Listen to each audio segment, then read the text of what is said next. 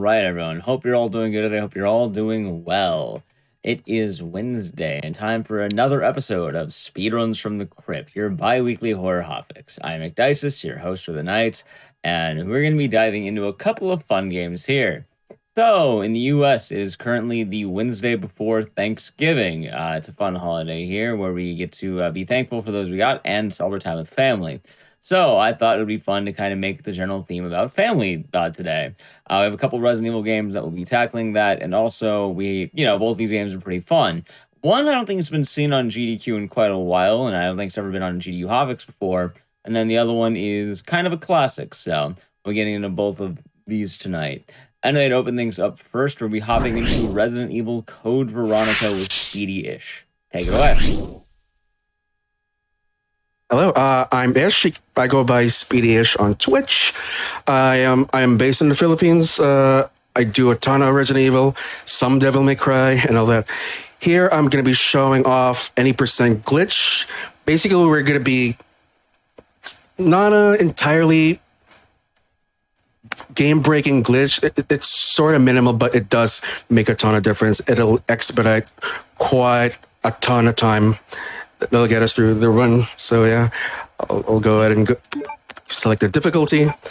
Once I hit this, it should be good to go in 3, 2, 1, go. Biohazard. So set about 3 months after the events of RE2. Claire somehow wakes up at prison. All we have is our handy dandy knife, a lighter, and the training manual, which is yet to be seen. All right. It's use. Really quick, so Speedy, is there a reason why we're playing on the Japanese version of the game? Yeah, of course. Faster text scrolls. There's nothing to say. Definitely a good reason to do it. There's definitely a good reason to do it. I think as well, though, isn't the Japanese version just... I think you can take more hits than the English version of the game, if I remember correctly. Yeah, generally, Japanese games are far easier. For whatever reason. I believe the actual normal difficulty is done the American NTSC version. The PAL, I think that's where they really crank it up for whatever reason. Also, terrible refresh rate. I think about 50 hertz. So, it works out that we want to play on the Japanese version of the game. Yeah, it works out. Okay. Also, I had a bad RNG on that first zombie. Basically, he was already aggroed as soon as he hit that camera and changed. I was able to shake off its bite. Oh, we got the good luck. Right. Yeah. The bad luck is that zombie does not move away from a dumpster, therefore I had to do a hard zigzag, and we do not want that. Yeah, I know a lot of the Resident Evil encounters, especially a lot of runners, tend to quite literally have strategies for every single zombie dodge in the game. There's always kind of fun to see how they bypass that. In my opinion, these zombies are far easier to dodge. You can literally bounce right off of them or loop right out of them. But yeah, it'll depend on how well you maneuver Claire or Chris. For whatever reason, Chris is far easier to dodge zombies with, despite his wonky hitbox. And which should be fun to see later. As well, I think it was it should be fun. Chat, but there's a lot of different versions of Code Veronica, because I don't know about the Dreamcast version. I think there's the PS2 version, the PS3 version, the PS4 version. Yeah, the we don't. Right? What PS4 version? Right. Yeah, I think this came out back in 2000 in the Dreamcast. Then a year later, it came out into PS2 and the GameCube and all that good stuff. Remake when, though? Anyway, we're gonna have a bit of a dodgerino coming up here. Hopefully I can pull off the stick so I can actually explain it. What makes this run unique. There we go. I got the quick pickup. Oh, unlucky. Alright, that's not good. Not bad, but yeah. Basically, I went ahead and run towards that zombie, and then I loop around him, and then I zigzag around the zombie, and then zigzag towards the fire extinguisher. Then I do a quick pickup. Basically, I'm hitting the right D-pad. For whatever reason, it's the right D-pad and the action button on the same frame. It's not so tight. It's not strictly tight, but yeah, it's easy to mess up.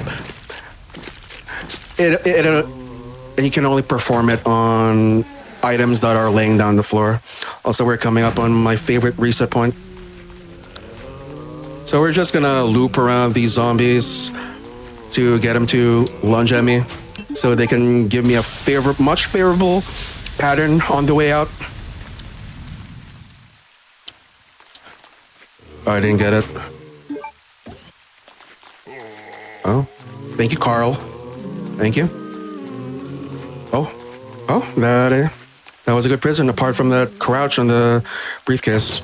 By the way, that burning zombie is named Carl, as per the file that was on the control room where we met Steve, where he momentarily threw a fit. We're gonna go ahead and open up the briefcase here to get the aluminum? Yeah. Alloy? Alloy. Story context. One of the rooms we've been going into, it will lock down if you have any metal, so you can't take the medallion out. You also have to leave your weapons on one side of the area or the other, which casually, obviously, makes a problem, because, I can't defend myself. As a speedrun, it's not a big deal, because we're running past all the zombies here. Yeah, Please pretty much. Any metallic items you have. Just gonna bother. I'm just gonna do it slow. Yeah, we're gonna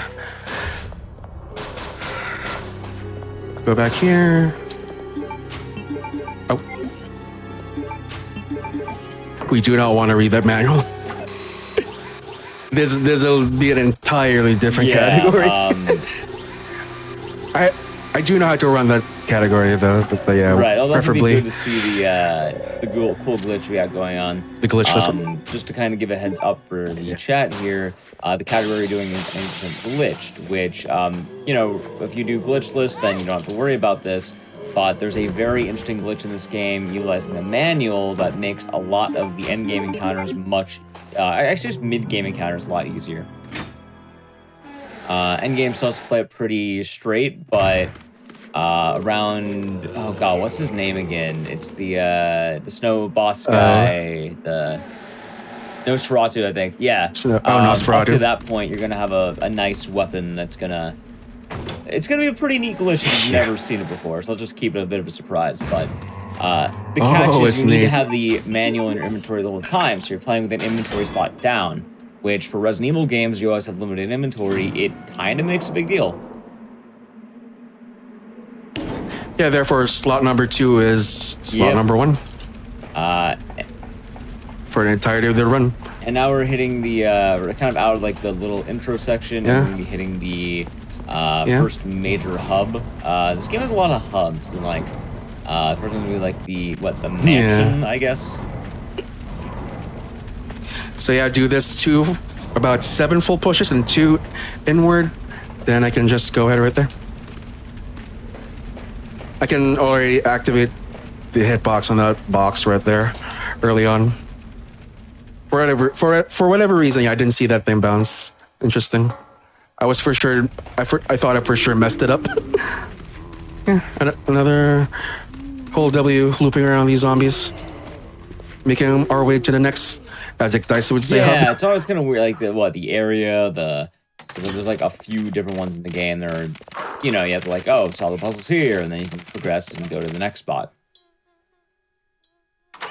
Mm-hmm. Hell yeah. And so we'll have a few different goals over here.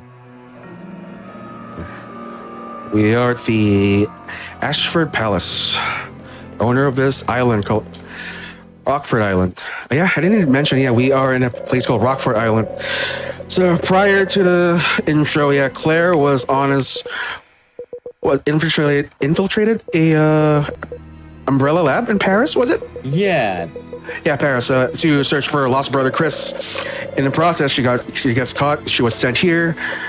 She wakes up in an aftermath of an attack, probably. As who blew up the island? We don't know. We've yet to find out.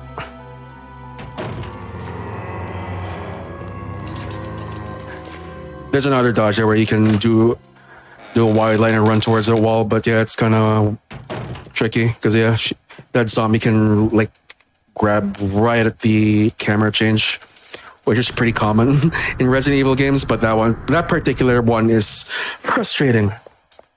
Oh no! See right there. I tried to do those quick pickups that I was talking about. I was glad I got it on the fire extinguisher. But sadly, I got bad RNG. So, how much time do quick pickups save over the course of the whole run? About half a second. So per pickup, I'm saving half a second. We get about 5-6 of these items, so probably 3 seconds in total. Also, I guess in theory, it's a guesstimate. Some of them are probably worth more than others because in theory, yeah. Some of them might prevent a zombie grab or so. Yeah. Yeah. The one thing at the top of my head, I'd say it's important is the graveyard earlier. Also, you just saved Steve right there, everyone's favorite character, having a bit of a sauna session. He be chilling. As well, the answer to that puzzle is always the same. It's always like, I think C. C. Yeah, C, yeah. I think it was a gun or a plane. Also, we just got shot at by Alfred. He has some plans for us. Yeah, we also had like another minor, I guess, did you call it a skip technically? But it's the whole knowing the ID card ahead of time without having to actually find the code. You can just type it in. Yeah, just type it in for whatever reason. The game allows you. And it works. It works, yeah. Also, another weird thing I can just kind of say from like, I guess, learning to run this game, some of the dodges in this game are really weird because they don't look like they're hard. They're very particular. Like that dog dodge, if you try going down the middle, you always get hit. Yeah. So you notice Speedy had to go to the right first, going on the right stair. That actually allows him to avoid the dog entirely. He just doesn't attack, and you can just keep moving. So if you ever see him moving in a very particular way, it's because if he doesn't do that, the alternative is getting hit or grabbed, which is actually bad. Yeah. With grabs, though, I don't know the exact reliability rate, but I know for a fact that Speedy can mash quite fast, and that can, in theory, prevent damage. I mean, you're still getting grabbed, but going into caution is much worse than just getting grabbed and taking no damage. I pretty much shook off every grab, every bite in the prison, so yeah. And that was the one in the hallway earlier, that was the first actual damage, so still quite a ways to go. I can pretty much skip every heal. I can wait until the second pass at the prison in about 25 minutes. Yeah. Yeah. Because optimally, if in an actual PB attempt, ideally, if you were to take damage, you'd have to wait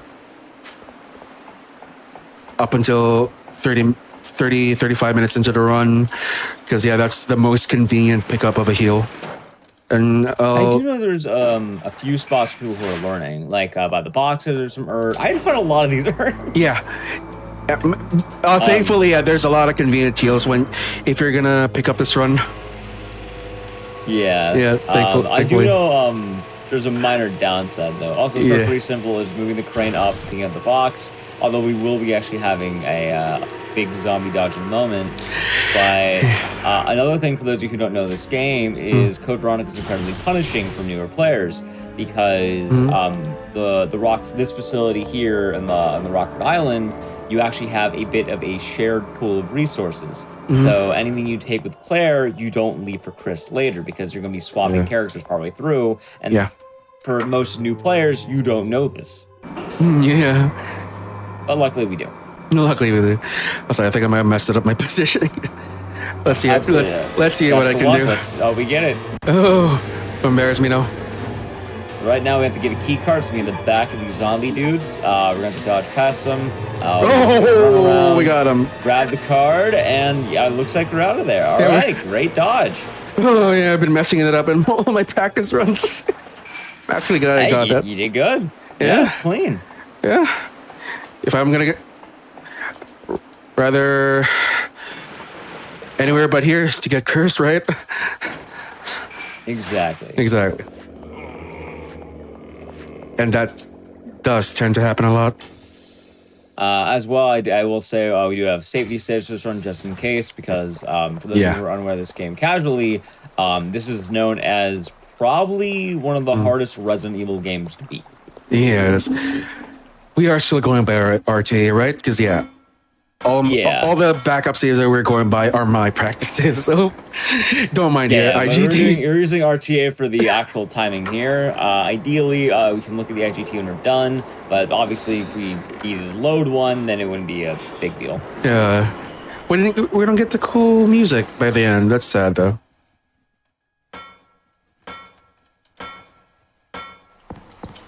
The soundtrack on the results screen, whether you get an A or an S, it's pretty soothing. Whatever finish run you got, whether it was a PB or trash run, depending how the game treated you. I know for music in this game, this probably has one of the most iconic songs in the Resident Evil series, because if you've ever watched any Resident Evil video on YouTube, they use the saver music from this game. It's always used. It's like one of the most popular RE content creator tracks, and I'm not sure why. Probably because it's good. Yeah, it's pretty good. Sure you watched the cutscene to see what we mean about being a good soundtrack? If we have time. If we have time. Certain ones. I mean, what does chat say? Should we watch it? I know we're watching one cutscene later that we talked about there at least. Oh? Yeah, might happen when we meet one of the other characters in the game, or when we see them later. Oh? I want to see that one instead? I thought we were going to be seeing the one with Steve in it. Steve. Oh, that's right. Yeah. Right. Yeah. I thought we were talking about We'll see down later. Yeah, okay. Okay, yeah, Steve. If you want to do the West Corner as well, you can. You can do both of those. Yeah. Also, yeah. Let people know the stakes. Yeah, Alfred just... cutscenes count down IGT? Oh, of course. Oh. Up to you for the Wesker one, and feel free to do the Steve one. I won't do the Wesker one. Yeah, I'll just yell. I'll just recite the first bit of the line. All right. If we have a generous estimate, and we're probably gonna go decently under. I think we actually have 210 on here, but I think it's gonna be closer to probably 150 ideally. 150, yeah. Yeah. But you never know. Oops. Anyway, big encounter coming up right now. We have our first major fight, and if you know anything about Code Veronica, you hate these enemies. These are the banner snatches. So, apparently the way to deal with them, you just knife them. There is a weird timing to this and a bit of positioning. We get one hit off that, but pretty clean kill on the banner snatch. Yeah, one hit's pretty good. It's been some time since I've done this fight. Yeah. Yeah. They're mean. Oh, they're mean. Weird hitbox too. But for a lot of people who do not know, the knife is incredibly powerful against them. So for the first fight, you just knife it. Kind of like 2R. Although this game is at 30 FPS for whatever reason, it's strong.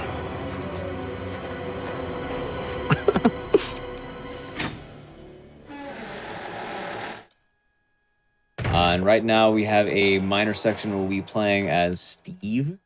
Pretty short section. About 30 seconds. You could clear zombies in that room if you want. Speedy does not need to do so here. However, it's a safety strat where you can just kind of shoot that room and clear it for later, which is nice. But I should have shot him. It's the chance, huh? And a lot of people are actually mentioning is it that easy to kill the banner snatches? It is. However, keep in mind later in the game, there's more than one. When you're going one-on-one, it's a lot easier because you can actually get in position. About 6 of them. Not really. Anyway, oh no, Claire fell down. What's gonna happen? Whatever shall we do? Are you okay? All right, Steve, for those of you who know the behind game, you know we had to play this cutscene. We got to. No. No.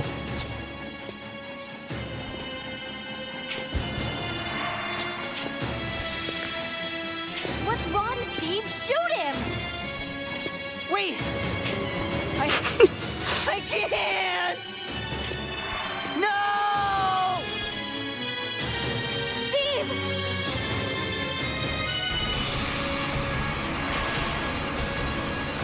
No! Ah! Father! Ah!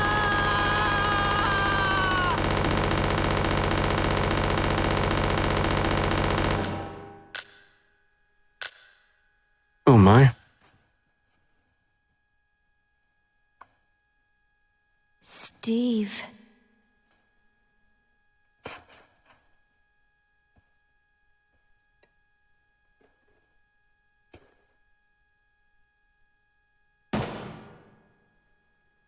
Father.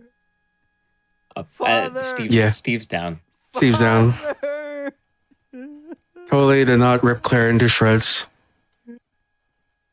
Sorry, we cannot. We are running on times. So yeah, we cannot listen to the banger. There'll be more bangers. I like Steve though. Yeah, like Steve's not so bad. He just push kick a Bandersnatch earlier. Give him a bit of credit, why don't you? Exactly.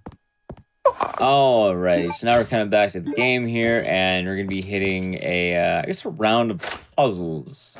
Yeah, or we're picking up our I get- first eagle plate. Right, I think it's best if I explain it by the time I get the second piece. Yeah, so yeah, we Yeah, Steve's having a moment. he'll be fine. He'll walk it off.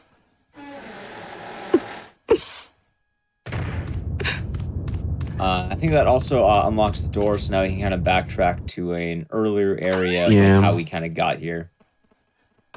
Oh yeah, apparently we went into lockdown for whatever reason. So yeah, casually, normally you would check those earlier. Those steps are open, and up those steps there's a lab, and you read a note. I think no, it wasn't a note that triggers the event. It's looking through a window, and you see a strange painting or whatever. Then you trigger a cutscene, and there's a scientist or whatever in a hazmat suit that gets his head bashed in the window. And that kind of triggers a contamination lockdown or whatever. And yeah, everything was about to shut up. Then Claire had to escape. By the skin of her teeth, yeah, she made it out in time. Yeah, this does happen a lot. This is pretty frustrating, especially if you're low on health coming into this section. So yeah, and that does cost you about 5 or 7 seconds. Dog bite. Alright, so this is where killing the enemies would come in handy, but Speedy's pretty brave here, so let's see how it goes. I am pretty. Clean dodges. Yeah, clean dodges. Yeah.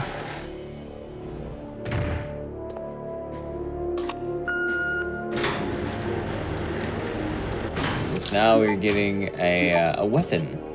Yeah, grenade launcher. There's some extra shells in those shells, but yeah, it's for glitchless. But if you want to play safe, yeah, pick those up. And that is it. Alright, pretty good room. Avoided all the zombie grabs Yeah, there. good task. And I think we will have to go through there again later as Chris. Yeah, about an hour from now. Do the zombies stay with Chris's side or no? Do the zombies stay if you don't kill them on Chris or no? Oh, they spawn different types. Gotcha, okay. Not in terms of enemy type, more like appearances. As far as enemy type goes, yeah, it's pretty much just zombies that has a bomb strapped to him that Wesker deployed.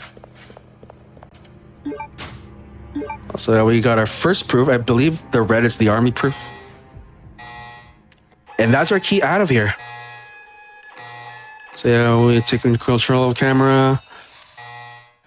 Examine the painting. That's somehow a code to a door that's right outside of it. Oh. Alright, the door please, Claire.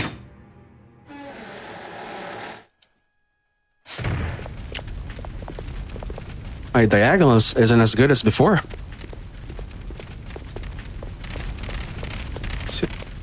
Excuse me, Pepper. We won't be seeing them again. So yeah, I was saying, but yeah, by examining the painting, yeah, we somehow closed the lockdown. Well, yeah, for doors with quote unquote key cards, yeah, we can just go ahead and hit the door itself, and it'll open up for you as long as you have the card.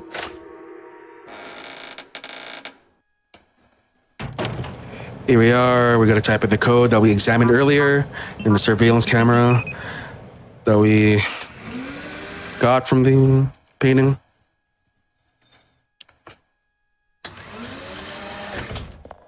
Alright. Hopefully we don't get zapped here.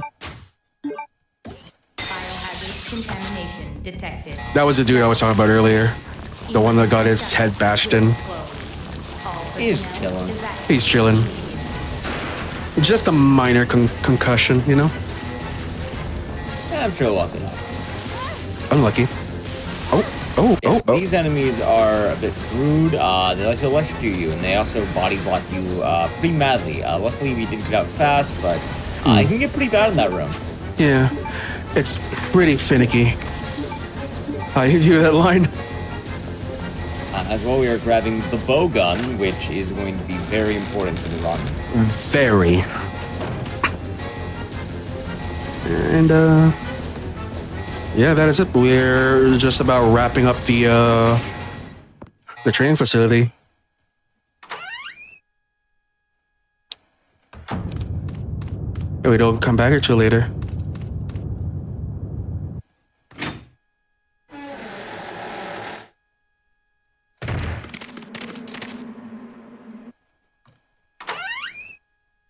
Steve, you there? Steve? Oh, never mind. He had somewhere to go.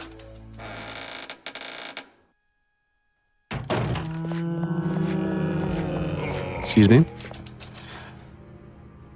So we took out that gold eagle plate so we could replace it with the red painting with a skull. That brings down this wall. Behind it is a model of the trade facility. And we get the gold key.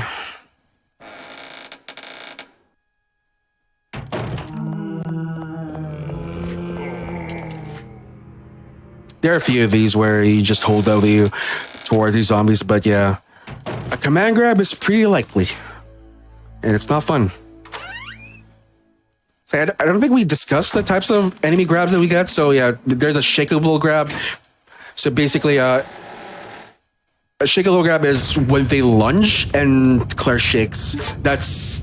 It's around that shaking animation where you mash your D-pad and your action button to shake off the grab without taking a bite. And there's also the Instagrab. There's really no lunging animation whatsoever. You just get sucked in. A biting animation just happens. It's unfortunate, and there's nothing you can do about it. Yeah, it's pretty much shares the features of a... Oh yeah, and there's also... They can turbo just like in RE3. Did you know if this was supposed to be RE3?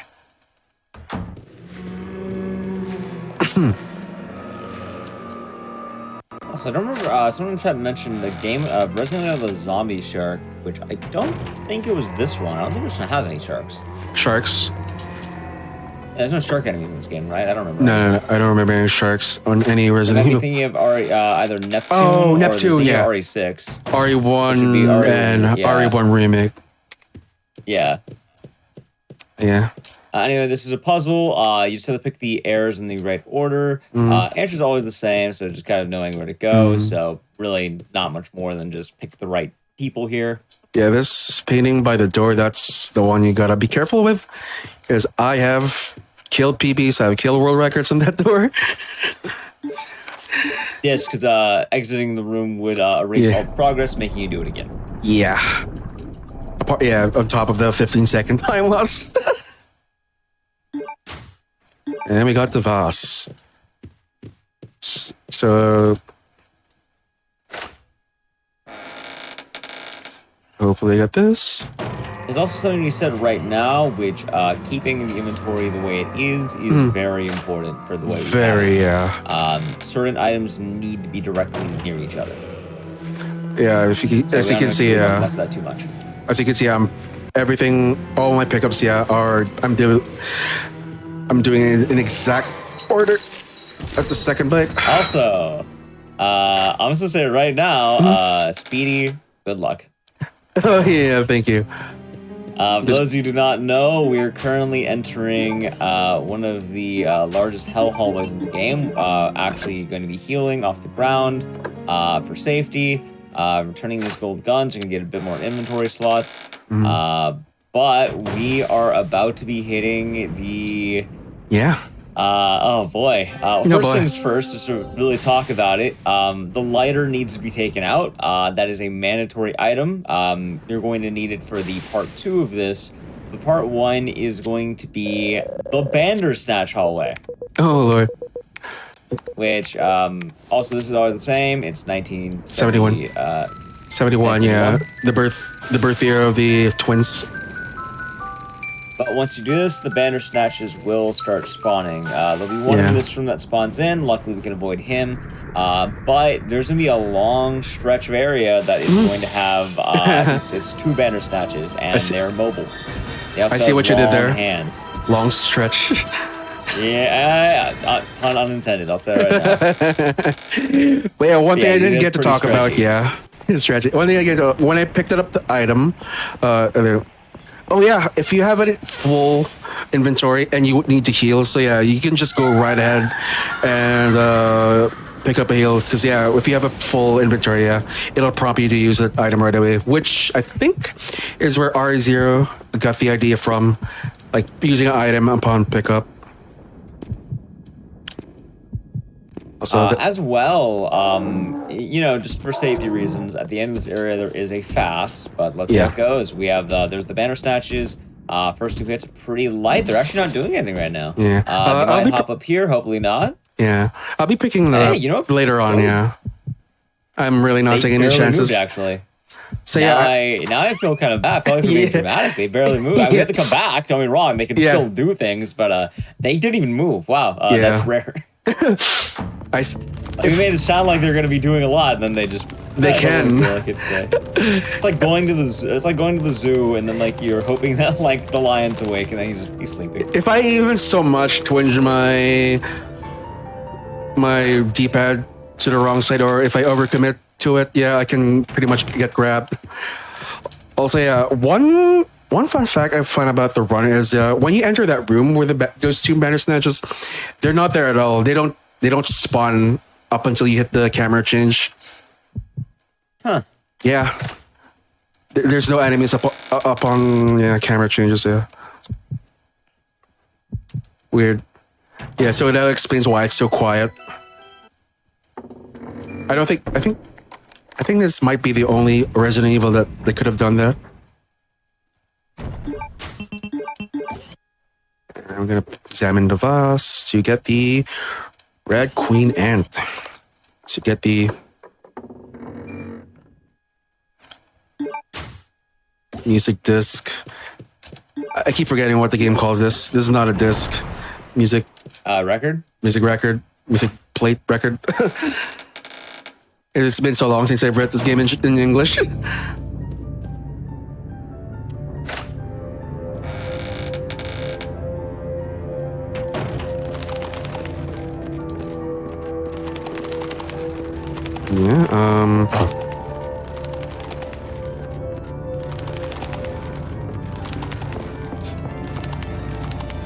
Yeah, that's for the castle for now. Yeah. Yeah, another thing to say about that room, so the bats, they will actually continuously attack you unless you have the lighter out, which is why we need to take that lighter out. Yeah. As well, we have Bandersnatchers round See what I 2. mean? I took a bad turn. And then you get palmed. Yeah. Oof. They missed anyway. Okay, I think they heard our comment earlier about Yeah, them they not did. doing anything. And They they're did. really amping up their game. They're, that's been my practice runs all week, getting grabbed by them. I guess I hit my run button too early. Because basically all I do is like I'm already during her walking animation down towards her stairs, I'm already buffering my diagonal inputs. So as soon as I get down, I wait one step, then I hit run. Oh yeah, we are coming up on my favorite reset point. Surely nothing will happen here. See, that's the... Oh, okay. I was ready to mash out, then I beat him to the door. Yeah, hopefully this Bandersnatch right here is kind enough that you don't slap me right off the bat. There we go. Lucky. Yeah, so something pretty brutal. There's gonna be 2 There we go. in this room, and there's death. Here we That's go. the other room where it's that is important. The quick pickup. Oh! You know, that actually makes a lot of sense that I think about. I didn't actually know about the quick pickup. It never occurred to me, but it makes sense why that room is a lot easier for some runners than I thought it was. Yeah, because of the animations. Because it buys him time to close in on you. Yeah, if I cancel it, yeah, my window is wider on the exit, but yeah, that was I didn't think I'd get that. I rarely get that. I don't think I have that. No damage in my PBs. Ow.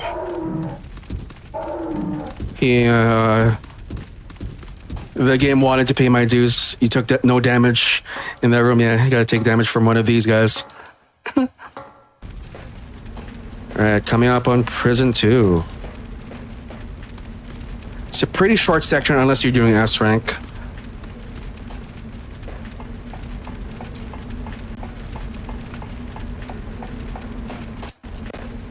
Oh lord. How are you on time? Right now we're about 36 minutes or so. Okay, that yeah. Not far from the optimal time. We're about 3 minutes off. Yeah, we're doing pretty. I also watched the Steve cutscene. Yeah. But yeah, we watched the cutscene too. We didn't watch. We only watched half of it. Yeah. I mean, still, I like watching a good cutscene there. Yeah. Oh lord.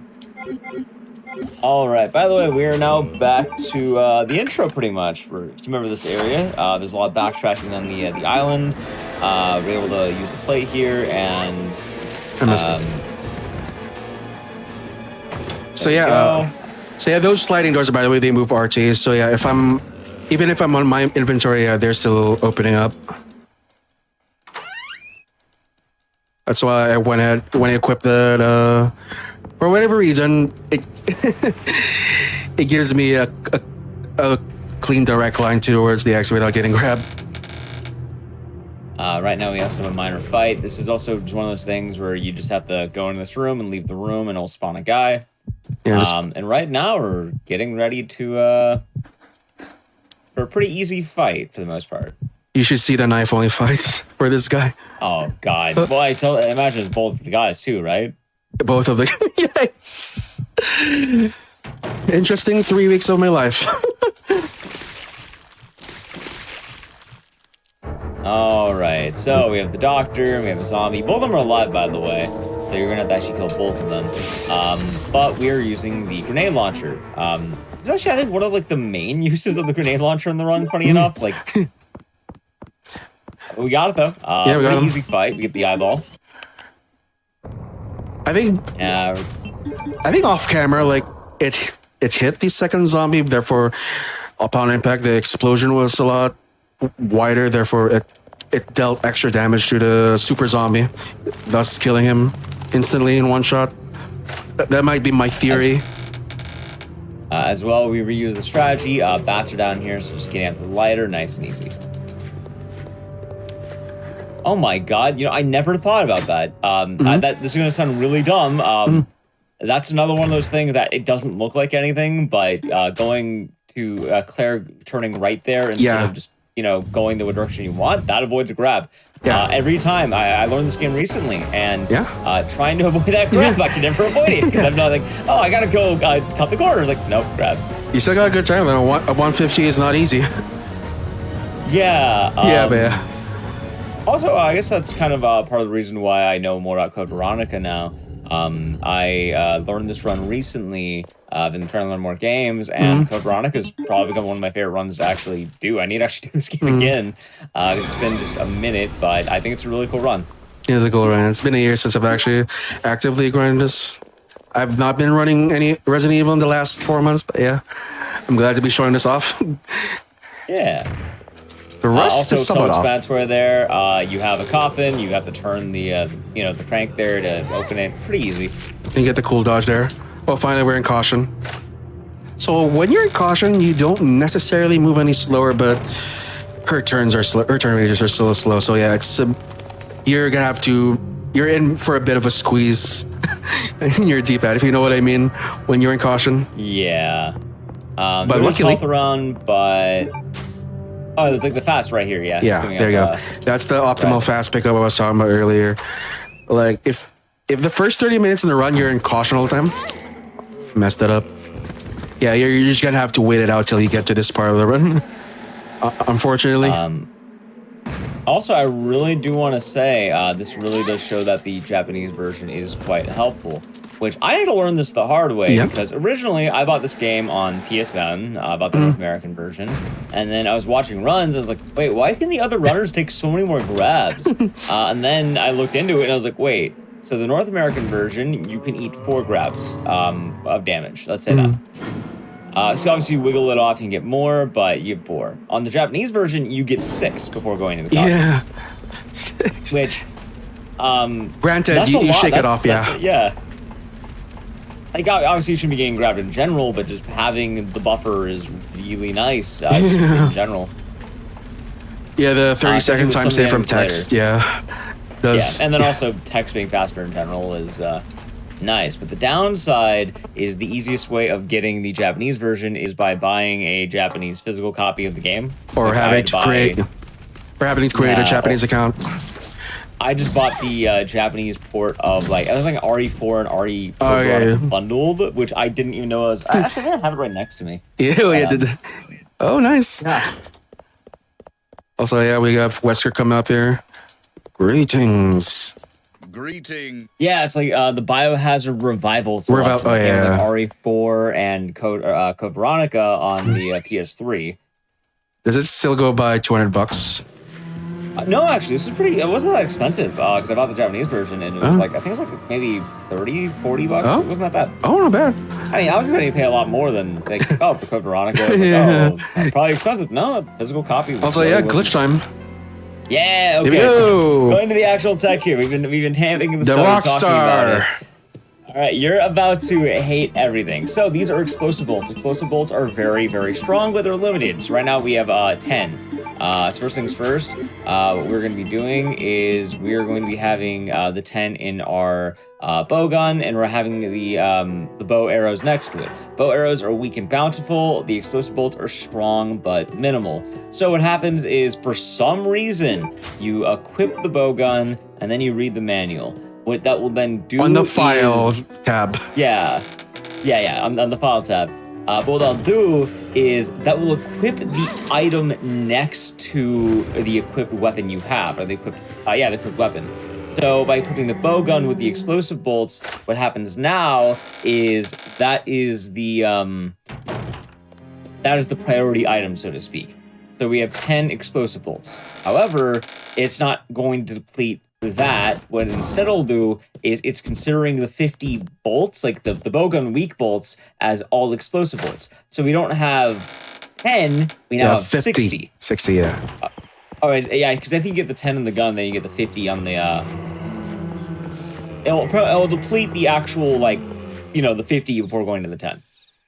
But also, you're not going to need that many. Also, that was another instance of the enemies don't spawn up until the camera change. Also, I got past there. Fine. Yep, pretty good so far. Pretty good so far. Pretty frustrating though. Yeah. I'm getting grabbed by enemies I don't normally get grabbed by. That should tell you something. Absolutely. Yeah, we're not doing so bad.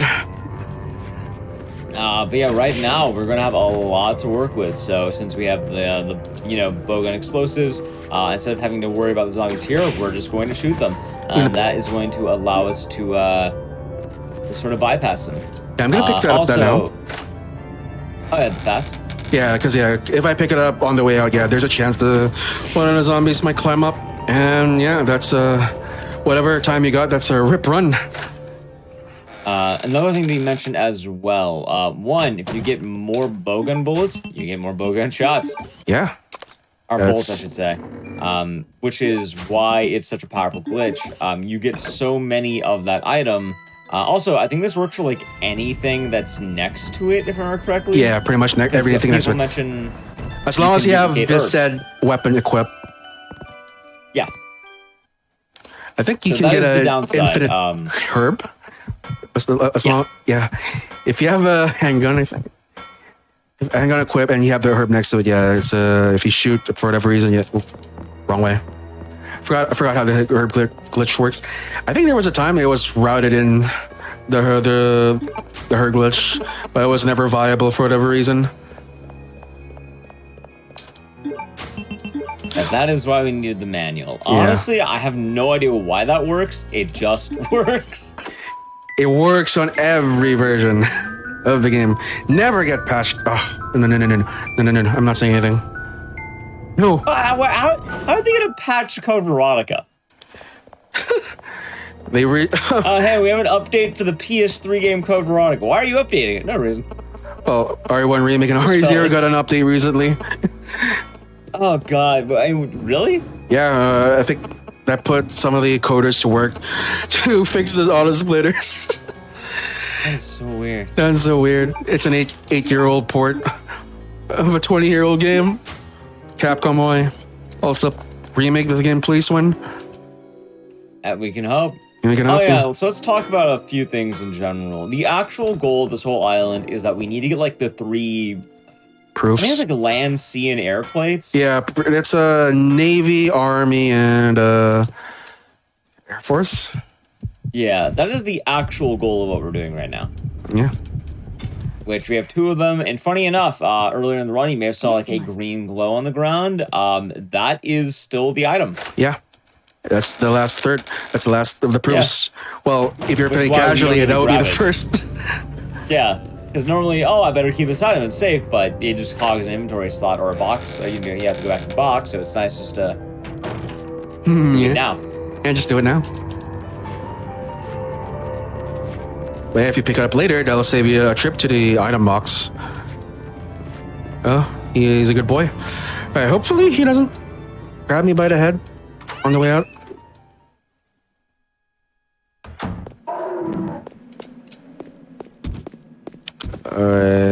Be a good boy. There we go. He did a slap. Should have waited later. That's all I had to do. All right. This line isn't much. Just it's free. Run past him, twinge to the left, and we're good to go. Just keep an eye out on the bottom sides, and you're good to go. The line is free.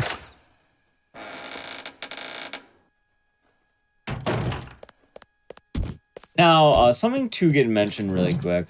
While we do have the bowgun glitch active, or the item dupe glitch active, I suppose, it's not going to last forever. This is only going to last up until Nosferatu.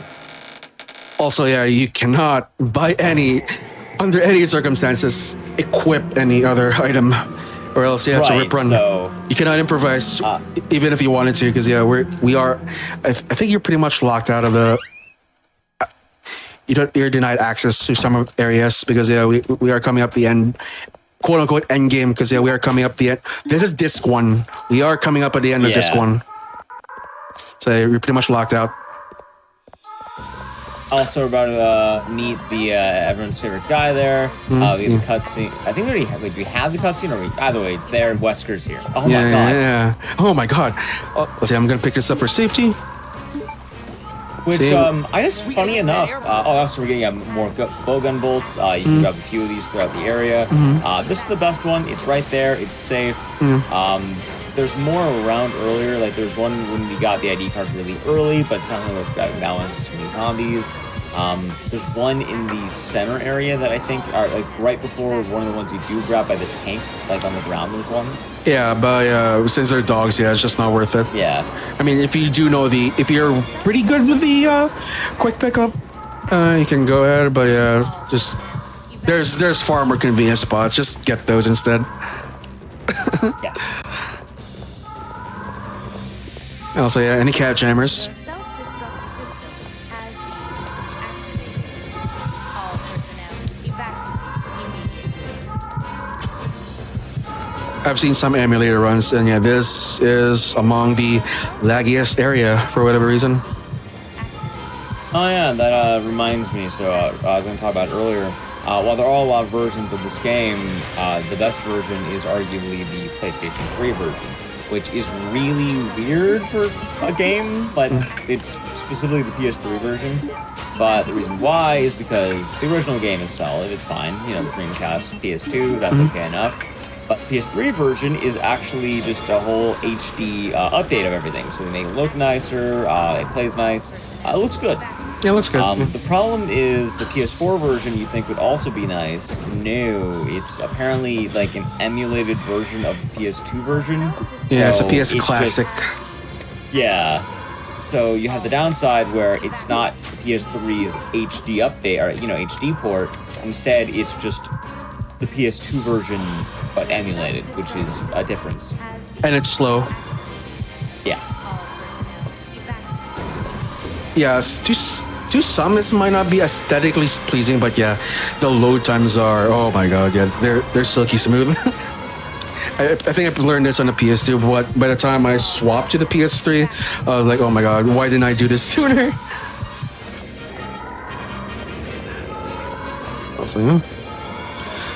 So yeah, we just used the 3 proofs right there to get us inside that plane, but oh no, this bridge is in the way. So yeah, we got to get this up so we can take off. We're gonna.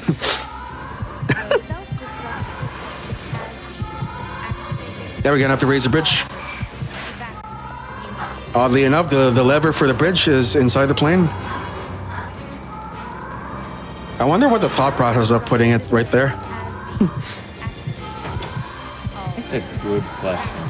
Yeah. Oh. Diagonal, please.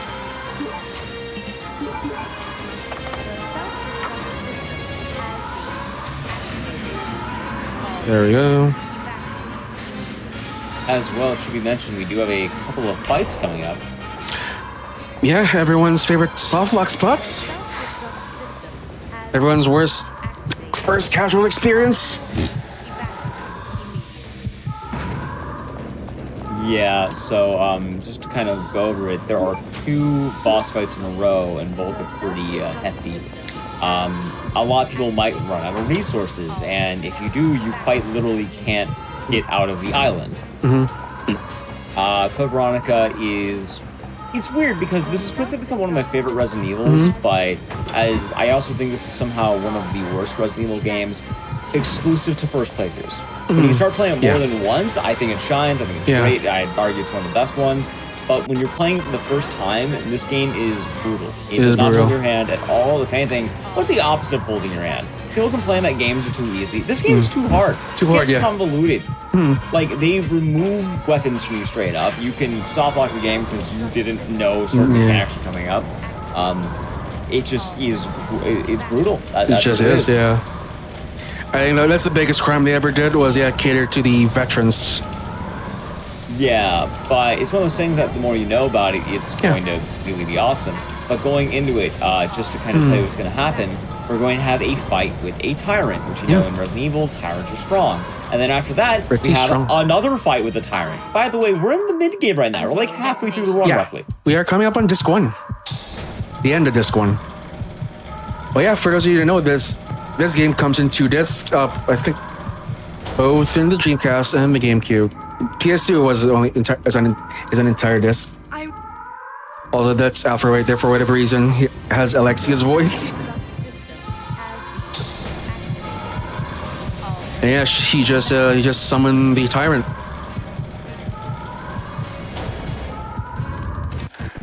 And we are gonna.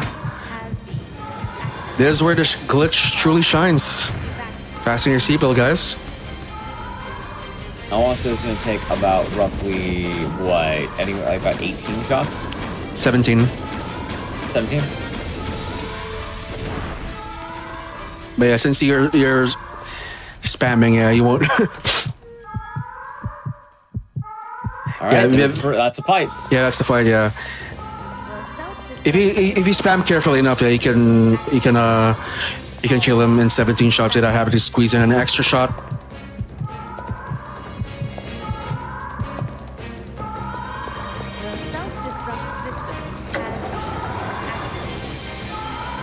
And also, I guess that looked kind of trivial, but this is why the bowgun glitch is so powerful. And it's a glitch, it just allows anyone to break up quite a lot here.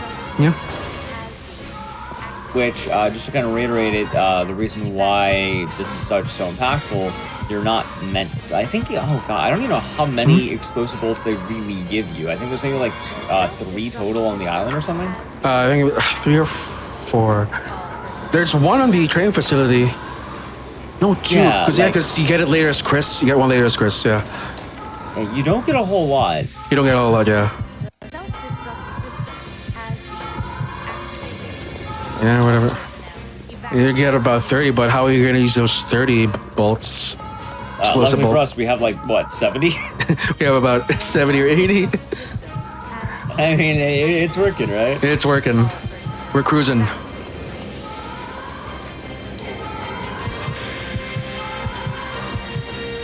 Alright, not only that though, this fight's pretty brutal because not only is it going to be a damage check, it's also going to be a knowledge check. Yeah. Speedrun wise, it's not so bad. Casually though, the problem is a lot of people here will use way more than they have to. Because your job isn't to kill the boss, you need to get the boss under a certain damage threshold. Yeah. Now, I know that sounds like kill the boss, but realistically, you need to do enough damage and then have the knowledge to push the button, because then that will launch the boss off the plane. This is a boss fight in a cargo hold, so yeah.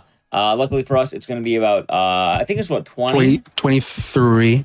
For safety, yeah, we do 24 because, yeah, there's a chance, yeah. Off screen, you might miss because, yeah, the bowgun is sometimes terrible. Yeah, especially considering for the speedrun strat, we're not going to be looking at the boss. We have to do it with only looking at Claire. Just going to see Claire shooting a bunch in the distance. Good luck. Yeah. Ooh. Oh, I did it too early. Yeah, we're gonna be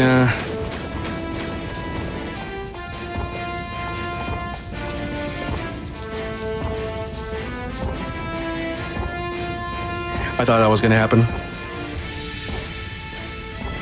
I don't count anymore. I usually look at the time. Like, it's about 8 seconds I spam. That's the duration I spam. It usually works. I usually just count out the bullets. I count out the bullets, yeah. I count too fast, yeah, I might have overshot it. That's the problem with counting it out. But yeah, it's luckily, fine. it's going to be all fun. It's to the way out, and there we go. All right, fight's done. Yeah, that's fight's done, yeah. All right, he's gone. All right, say yeah, bye to the tyrant. We didn't get smacked or anything. Yeah, knife and experience comes in handy. And that is the end of disc 1. Oh, nope, I don't want to go up. Oh yeah, that's so that's save right there. Yeah, that's pretty much that doesn't count towards the counter. So if you're going for S ranks, yeah, that's the only save you're gonna need. Cause yeah, S rank here is pretty brutal. Yeah, it requires you to not use any first aid sprays, and you cannot use any saves. Oh, also these moths are terrible. They They're quite a mess. Yeah. Even worse about the moths. They poison you. They poison you. Yeah, there's Alright. about 40% chance you get hit and you get poisoned, but yeah.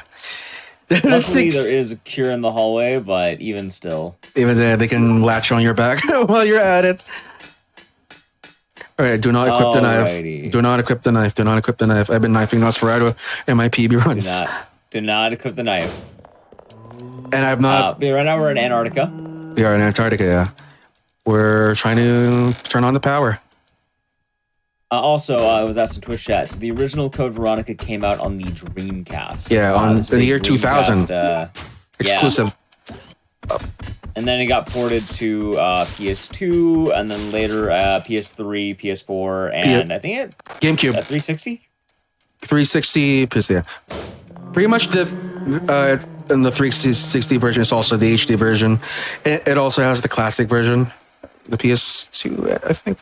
I don't think this came out on the original Xbox. Now that I think about it. I'm not sure. Yeah, not sure. Yeah. Weird. It's kind of strange they didn't port it out. But yeah, I mean, why would they? PS2 was pretty much winning the battle at the time. Also, right now, it's kind of weird talking about this as well, because Antarctica's pretty easy, actually. Yeah, pretty easy. Like, you deal with Bandersnatches, you deal with a lot, like, outside the moth room, yeah. like, well, you have dogs, you have pretty open hallways with dudes. As long as you don't get greedy on health pickups, you're fine. Which, yeah, fine. Right now, if you didn't need them, there's a lot of health in this room specifically. Yeah, there's a lot. You'd be surprised by the end of the game, yeah, how much ammo you can pick up. Also, I need to examine this slot first, because yeah, we're gonna need that. Why do we need that? One of those things where it's kind of weird. Yeah. Oh, also, yeah, power's back on. Yeah, I was just saying, yeah, we need to examine that slot right there, the key slot for the valve. Yeah. Later, we're gonna have to cut a valve, and that requires knowledge. Yeah. The big thing here really is how much do you know what to do. If you know what to do, Antarctica is really easy because it's just a very small amount of rooms, and they're kind of really banking on you figuring out what to do, which is, do you know what to do for the box puzzle? Do you know where to get the label? Do you know where to get the valve? Do you know what to use for the valve? But you even have to check to make sure you can cut the actual valve. Yeah. You can't just cut it. Also, we just snagged a sticker right there and stuck it on the crate right there, so it gets rerouted to this room. Basically, what it does, what the game does is it breaks the. I think it's carrying chemicals, and then it puts on some sort of an emergency situation. Therefore, you get access to the gas mask for whatever reason. But you walk into that room, and you're not dead.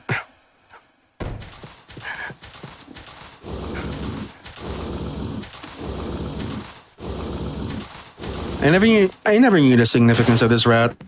We did see him early on. It was at the room with a super doctor. It's on the cabinet with that fast we picked up earlier.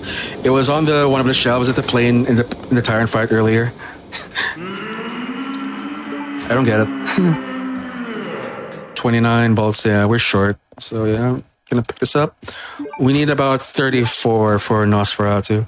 So this is where we do our major bank. Oh, another cool feature of the glitch. Even though we don't have the bow gun anymore, yeah, we still have the model of the bow gun.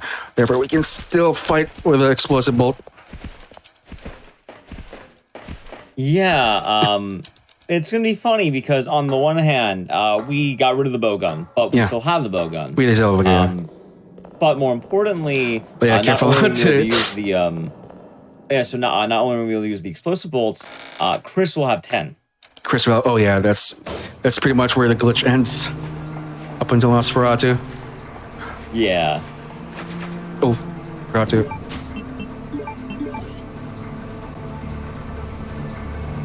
I'm gonna have to do this the whole way. And I wasn't facing the right way because I was trying to use the key from the inventory, but I wasn't facing quite right at it.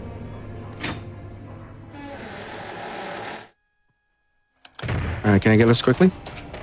No, I do not.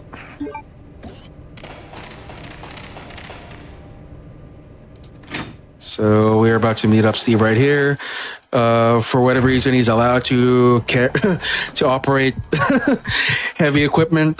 He got careless by staring at Claire, breaks a pipe, releases gas, and they have to get out of there.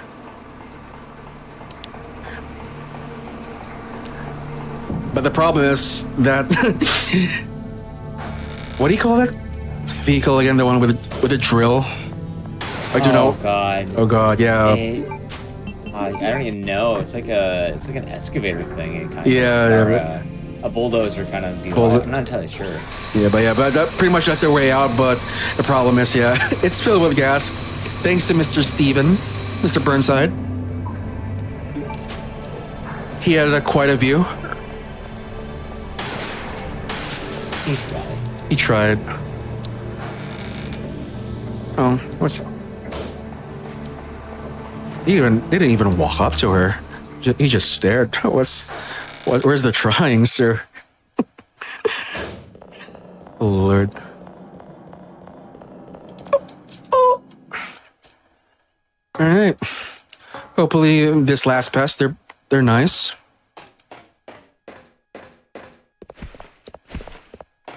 Oh yeah, I should warn chat though. Yeah. So this game is pretty dark. Like I had to tweak with the brightness. So yeah, the Nosferatu fight might be a bit of a flashbang. So yeah, just watch out for that.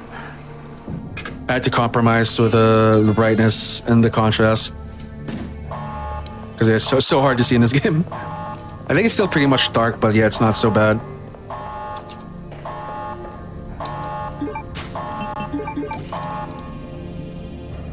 They had a bit of a showdown with Alpha right there. Oh yeah, the rifle you pick up for glitchless or Negan Plus. I like how we just ignored entirely. Also, one of the downsides, if you pick up the rifle, apparently you also start the boss fight. Okay. Anyway, Nosferatu, this is normally a very tough boss fight. You need about 30 volts.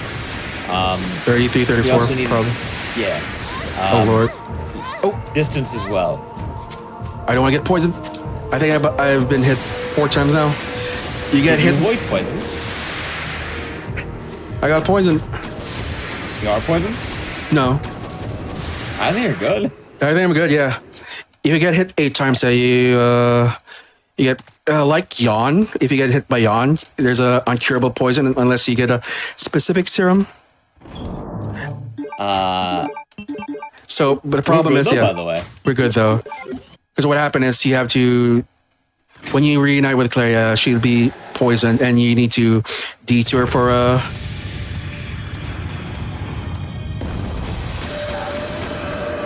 And that is it. That's pretty much the safety strategy. I had to walk up 6 times, then pre-turn as soon as he spawns up. It's only 2 seconds slower, but yeah, what's 2 seconds? There's no really use in losing a run this far in the game. Because he's pretty. There's another. I think you did it in your PB Crisis, where you walk up diagonally, then run. Yeah. Because it's pretty random. That's the problem. Also, no, this is not New Game Plus. So Nosferatu is done by utilizing the manual glitch. That allows us to get a lot of bowgun bolts. You're able to duplicate them pretty heavily. The reason why, right now we're on Chris. This is going to be kind of where the game gets very difficult for players because you have to share resources between the 2 characters. Meaning anything you took as Claire is not available as Chris. But luckily, we didn't take anything, so now we're good. Yeah, like I said, yeah, you had to share resources because in New Game Plus, ergo rocket launcher only, you have to give the rocket launcher to Chris, but Claire won't have it, so she has no choice but to use the rifle or the knife. But who would want to use the knife? Right? All right. Not me. We did have a fight there earlier. It went well. You count steps and then you Yeah, it was about just 6. start shooting. Man. And we're looking good for the Chris section. Yeah, we are pretty much right on track of ammo. We have 5 grenades, 6 bolts, explosive bolts. Now, doing these again, you think, oh, you know, we're in the same map again. It should be easy, right? No. Wesker is here, and Yeah. Wesker does not like Chris. Yeah, he's out for revenge. This is going to be another one of those things where what's likely going to happen is Speedy is going to do something that probably doesn't look like a lot. It's a lot. Oh, it's a whole lot. Yeah. Yeah. One of the big things here is that some of the dodges are going to be very, very precise. Because if you don't do the dodge, a hunter spawns. And hunters are bad. Yeah. Also, we just Starting now, I think. had a bit of a soiree with Alexia there. Oh, I get to start now or start in a bit? Sorry? For the like the spider cameras. A spider? I like little cameras that once you get caught in the light, they give the hunters. Oh, that's coming up after I get the doorknob. Got you. Okay. That's right. Right. Yeah. But first we need to get the forgot what chemical it is. I think that's Clement Alpha or Clement Beta. I forgot what it's called once you mix the two chemicals. But yeah, we're not gonna pick up the doorknob here because they'll spawn the hunters, and we only want one pass for those hunters. We don't want 2, maybe even 3. Yeah, we gotta raise this up at about 12.8 Celsius. I didn't know they use Celsius. I thought most Western countries use Fahrenheit. For science, Celsius is frequently used, regardless. Oh, okay, good. Good to know. Yeah, so this would Noted. be like a chemical. So, also, I guess this would be like an Antarctic base. Or no, this is this is Europe. It's Rockford Island. Yeah. Oh, Europe. Even then, yeah. Oh, nice. We got it. I saw that. Huh.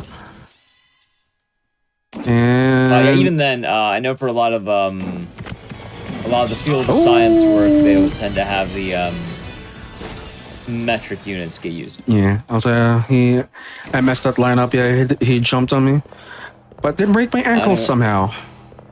Hey, it's good, but hunters are going to be a problem as the run progresses. We had a couple already, but what will happen is these cameras are going to start spawning lights. If you get caught, a hunter will spawn. Hunters are dangerous because they can kill you from caution. Oh, that's not even half of it. They are interesting hunters. Yeah, they're brutal. They're brutal. Oh yeah, there's when you're learning this game, it's gonna be confusing. In a game like this long, you can get kind of disoriented. You'll forget which floor to go to. Do you go to B1, 2F, 1F, all that good stuff. I also said it earlier, but if you left health behind as Claire, Chris gets it. So it's one of those things that if your late game isn't as strong as your early game, you can just leave resources for Chris later and he can pick them up. Also, I didn't think we talked about the... Oh, I didn't get to talk about the Eagle place earlier. So yeah... Well, that was a good time. Yeah, well, it's basically I think you explain it better, Ignatius. I'm pretty preoccupied. I'm sorry. Yeah, so I can do it right now. An Eagle plate is going to be kind of the big puzzle for Chris to get out of here, which is funny. Like it's weird because you had it earlier as Claire, but now it fell down in the water. We're gonna have to get it again later. But that has a halberd in it that you need to get out of this whole area and get down to Antarctica, so you can go into the end game. Yeah. So it's kind of making a return from earlier, which is nice. But these are the lights we're talking about. You get detected by that. Again, that looks like nothing. Just avoid the light. Just good old pre-turn right there in the corner. It's a very precise dodge. Yeah. I think it's slower, but yeah, it's... If you get caught, it doesn't matter. You won't be coming back into the room anyway. And the I hunt... know some of them are gonna get bad. Yeah, yeah, some of them are bad. This one is in particular. Yeah. Oh, luckily we do have extra bowgun bullets. Yeah, we do have a lot.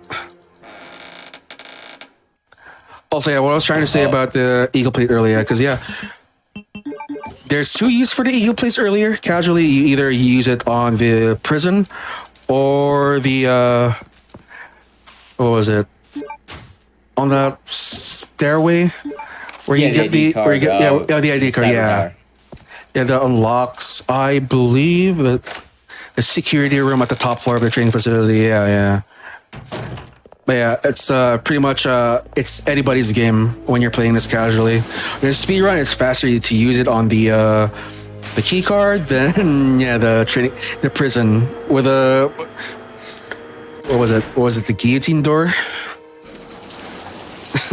Yeah. Pretty much. That was what I was trying to explain. Yeah, it took me a while. I was having trouble putting together the sentence. Oh Lord. Oh yeah, we have a bit of a reunion coming up here. More like a beatdown from Wesker. Yeah, it's kind of funny because a lot of people who are big fans of the Resident Evil franchise, I've seen people who don't know that Claire and Wesker met before. Oh yeah, they met before. Yeah, some people don't know that because a lot of people don't know Code Veronica, and it's like, oh, why does Wesker hate Chris so much? And it's like, oh, it's partly this game too. Yeah. It's not like Chris didn't skewer him in Resident Evil 1. Yeah. So we're gonna be doing a little tight diagonal here so we can run parallel to this grid. For whatever reason, when you're running parallel to a wall or whatever that's there, whatever it's not an open area, it kind of messes up with hunter's hit detection. Therefore, it kind of buys you time to get, kind of slows them down pretty much. Therefore, buying you time to get through to the next door. So yeah, I was pretty much able to get to that elevator door in time before the hunter could even break my ankles.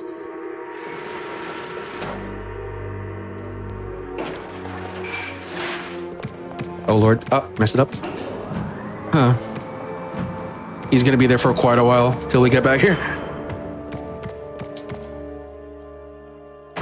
So now we're gonna try to lower the bridge, but problem is it broke everything, even this bridge's control. What are we gonna do? We're gonna redirect the oil usage. I think we need about 7 liters, so do this 4 times.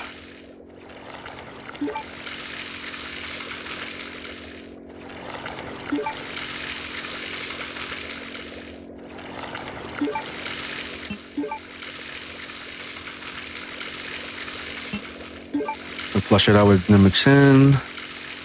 Liter 5. 2, and you got 7.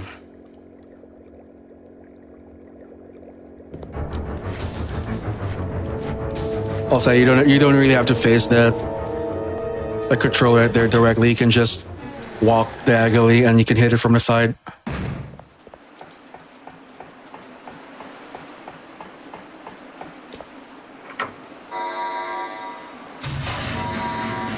Now that it's properly supplying oil, we can lower the bridge and we can get to the other side. Pretty much Chris's section is entirely the training facility. We can't get anywhere else because everywhere else exploded.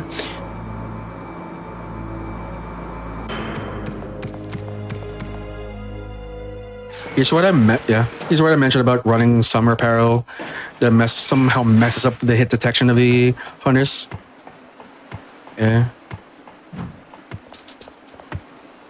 And I curve around him. Here are the exploding zombies. That's the Wesker deployed, the one I was talking about earlier. You ever wonder why their eyes glow? Explosives. Could it? Could it? I'm just taking a guess. I don't know. Yeah, because I always thought they must be moving fast, but for whatever reason, they're not moving fast. They have Wesker powers. That is a brave. That's the room of the hunter, right? Yeah. That is a brave line.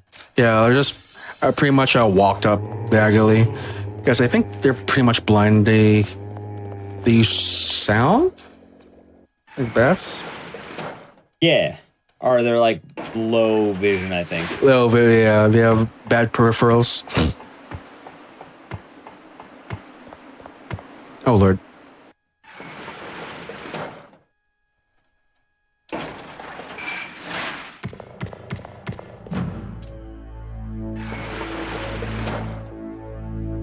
Do I have three? Sorry, I gotta make sure I have all three. I did throw one PB piss where I forgot the proofs. Oh, that was terrible.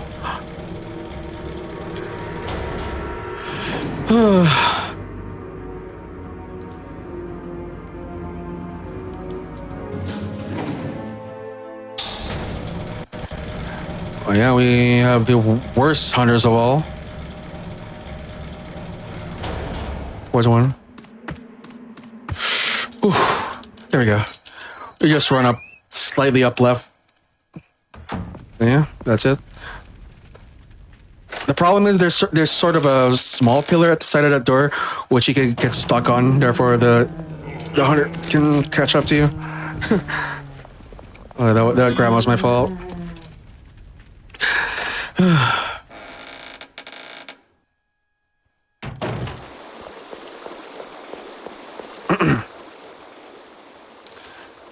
And we're about to get the last half of the Clement's chemicals. They'll break down the eagle plate. They'll give us the halberd on our way out of here.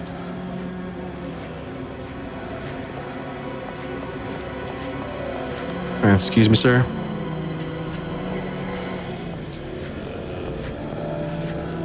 Yeah, whether you blow up those two tanks, yeah, those guys will definitely spawn. Oh, first things first, I gotta use this heal.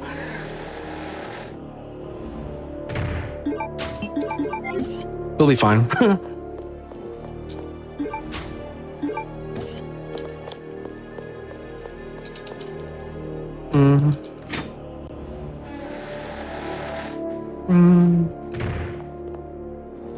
Is it? And one more. Pass to this room. That's the last time we'll ever see these dudes. Alright, excuse me, sir. That hurts.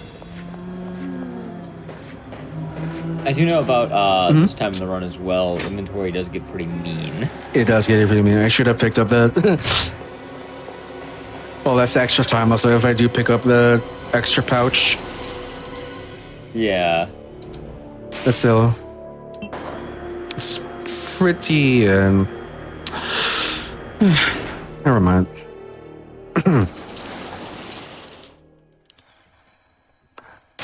Yeah, we're going to be using these three proofs to it'll give us access to a lever that'll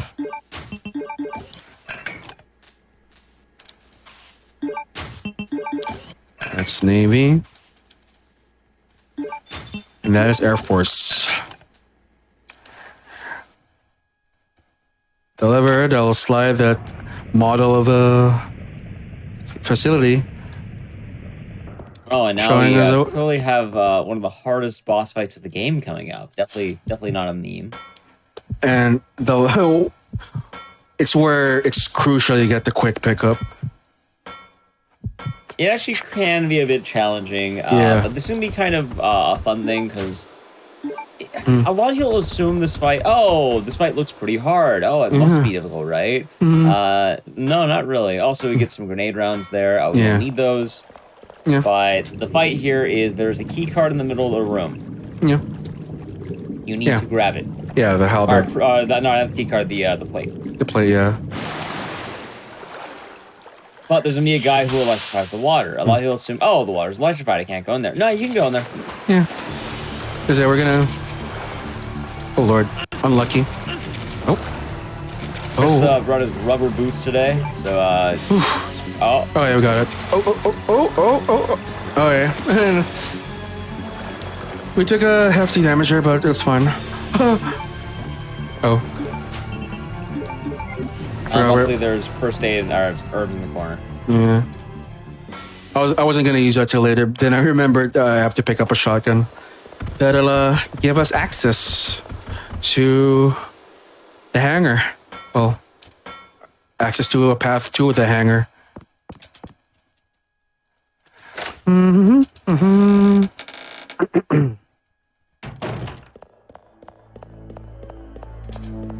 Lord.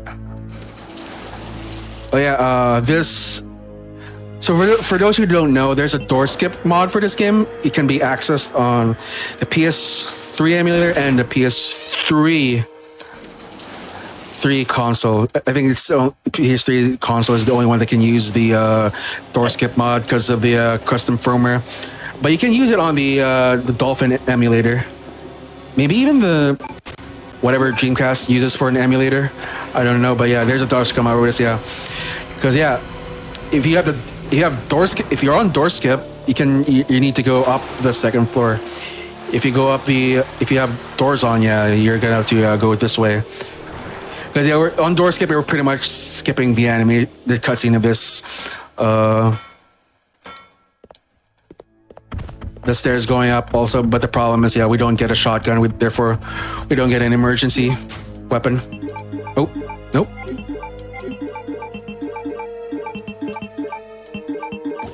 Thumb, please. And that is Chris Island. We are in the final section.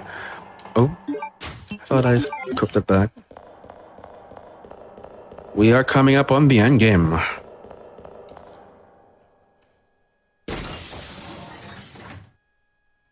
Yeah, so we're going to be entering at Antarctica now. We're back. Yeah, this time Alexia on the loose. That's her. Those tentacles are pretty much part of Alexia. I think we heard her quite a bit. Yeah, so we haven't really talked too much about the lore of this game, why it's even being done today. The lore pretty much is family. You have two sets of siblings. You have the Ashford siblings, and then you have the Redfields. Alexia is the main villain. On the back half of the game, you find out she has a big plan to become... I don't know what the name of the virus is, but virus. Meanwhile, you want to stop that, because that's bad.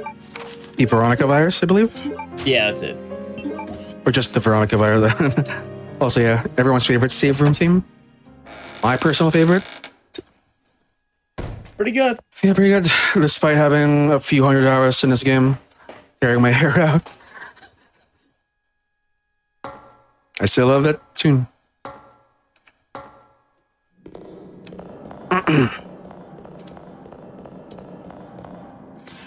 Pretty much everything's frozen here. Yeah, since we have to. So since Claire and Steve had to escape with that excavator driller or whatever, yeah, it pretty much put water into the facility and it froze everything. But it does give us a pathway to other areas that we didn't get earlier. But first things first, yeah, we gotta get this octo valve, I believe. Probably get a secret, but we get a skippable cutscene. This dodge can be tricky, but luckily, if you have the right angle, it is pretty straightforward. Yeah, pretty much all you have to do is aim, and it'll aim towards the guy behind you. Because what the game wants you to do is run up, do a 180, but it'll spawn I don't know what they call. They're pretty much the cheap xenomorphs that pops out of them. Yeah, they're pretty brutal. They also it's like they kind of like face huggers, I think. Yeah, kind of. They hop on you, rip them off, and they're pretty annoying. Yeah, also I hope I do get this dodge because this one is, yeah, it's pretty gnarly. Some say near impossible. Hope I get it. Don't embarrass me now. Whew.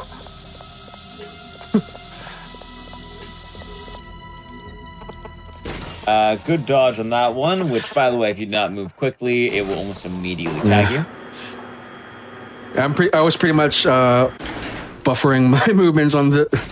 Yeah, that's the important thing in this game, and pretty much all the older Resident Evil. You see, during door loads, yeah, you have to buffer a set of moves at a time, so you save time. But yeah, it's hard to. But as you're starting out, yeah, it's pretty hard to remember which direction should I buffer. But yeah, as you play this game more, or whatever Resident Evil game you're running, yeah, you'll get the feel of it. If that makes any sense. I hope I explained it quite plainly.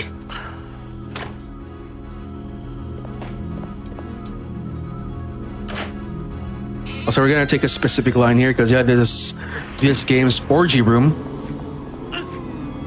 So we're gonna intentionally get grabbed, but we have to take it off.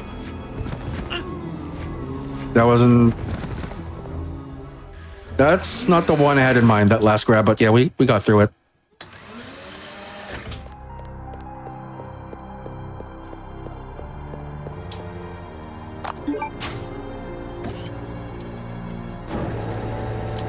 We have the tiger statue, like the one in RE1. But for whatever reason, we can only pick out one item. All we need right now is the one that had the... I think it was the blue gem. And it gave us the... I think give us some sort of an extension for the valve that we're gonna need earlier. But later on, I mean. Also, that's the one big hive. I know one annoying thing about this is you can forget it, but there's a wing right by your feet, and you need 4 of these wings. This is a major item grab. You can forget it entirely, and then if you do, it's the walk of shame back. Yeah, if you know any better, if you know better to not overwrite your save state, you're pretty much okay. But still, a walk of shame.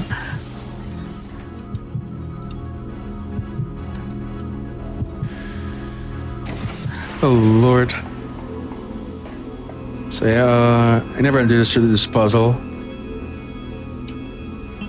So all you had to do is look to the cube or whatever that we picked out earlier, the paperweight. I think it's the paperweight. This is preceded. I don't actually remember the answer. I'll write it down if you're doing this. It's always the same. It's always the same, yeah. But yeah, none of the puzzles here are RNG. It's always the same. They're fixed. It's pretty much enemy behavior from here on out. That's RNG. Luckily, unlike RE0, yeah, enemy patterns do reset. Therefore, practicing rooms are a lot easier. Which is helpful when you're learning this run. Or if you want to actually get good, should you put in the time? I put way too much time into this. How are you on time anyway?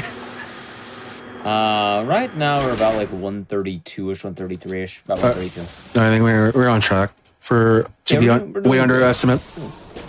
Yeah. Oh Lord. We're well under estimate, I think. Way under estimate. Yep. Oh, I think like truly the estimate's probably close to like 150-ish. The 150. Should be about between 5 to 7 minutes under estimate. Oh Lord. Yeah, I think we added on to that, so we can probably see. I'm gonna do something back here.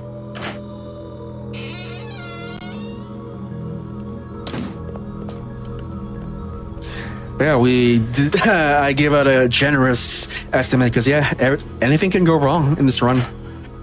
Yep. No matter the skill level. Although, to kind of add on to that, we can watch a little bit of the ending, and I know it's a fun way, what's the word? Whenever runners lose a PB, they like watching a certain cutscene at the very end. Oh, yeah. Kind of well, we can watch that one. We can watch that one. Oh, I do watch that one a lot. But yeah, the back half of the game is pretty quick once you got everything going on. Yeah. So yeah, since this is the HD version, we can pretty much skip the last cutscenes and the credits, which are usually unskippable in the older versions. Yeah, we do stop the timer at the killing blow of Alexia. Although I believe the in-game timer does run all the way to the result screen. So yeah.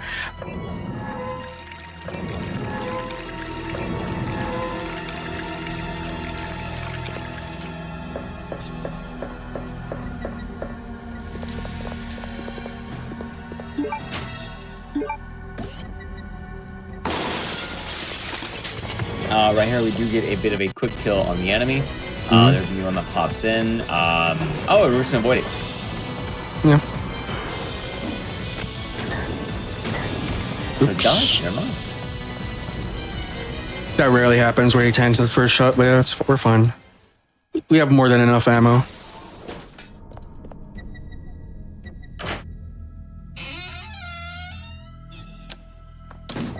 I am gonna kill the other one though. I usually try to run past him, but he's been mean lately. So is this one. Oh, he's good. We also have a mini quote-unquote boss. It's another one of those things that it's a boss, but it's not a boss. So if you didn't notice, yeah, that's that giant spider.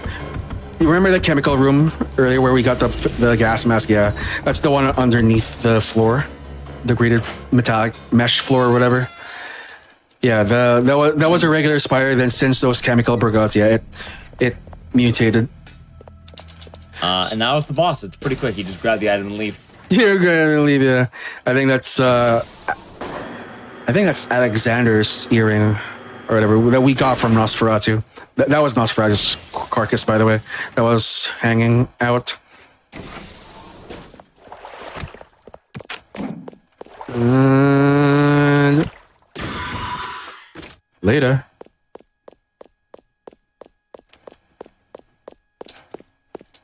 But yeah, these, for whatever reason, these wings are only visible if you turn off the power here.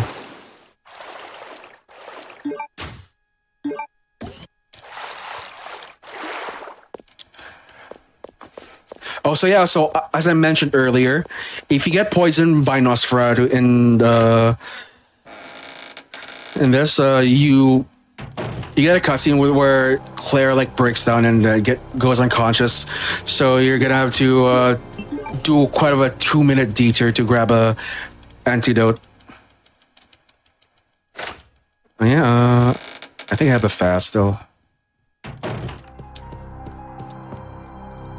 Okay, so this is, you know what's funny? Mm-hmm. So when I was learning this run and looking at a lot of different YouTube videos of Veronica runs, literally, you know how YouTube shows the most played segment? Like, I don't know if you've been on YouTube, but on YouTube they show, oh, this is where most people are watching. This is the most watched section of the video. Right now, this is the most watched section. Every time, people really want to know, how do you do this part? How do you do this part? We have a doozy coming up. So, round one, we have to get this little ball. It's covered in plastic. Above us is a death trap. If that hits you, it's an instant death. However, you need to put this ball in there in order to, break it. Missing the item spot will be lethal. Luckily, don't miss. And I got the quick pickup there. Quick pickup is good. Also good RNG. He didn't get him at the cell. Yeah. And now comes the fun part. This is a boss fight, and everyone's favorite boss fight. Killed everyone's. If you want, I'll count it just so you can focus. I know this can be a little bit rough. So the thing is, a hit here is lethal to just all of your health. You bait a swing, go to the left, and then you're going to be going around him. You are then just going to do a big arch that's going to buy you some time. Even if you eat a hit, you barely get out, and that works pretty well.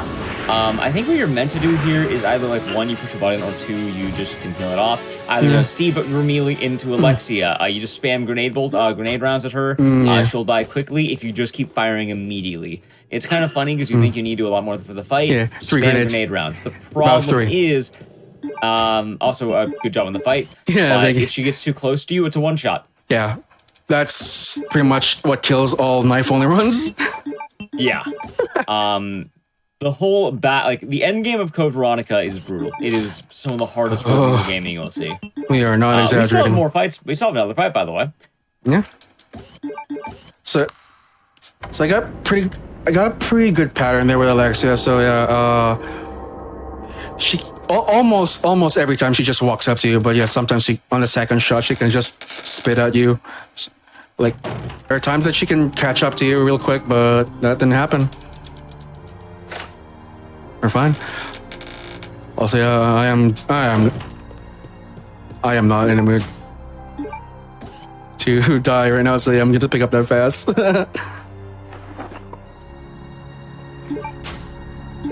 Also, I don't know if anybody noticed that, but we are back at the beginning. We are sorta back at the beginning. We are sorta in the Spencer Mansion.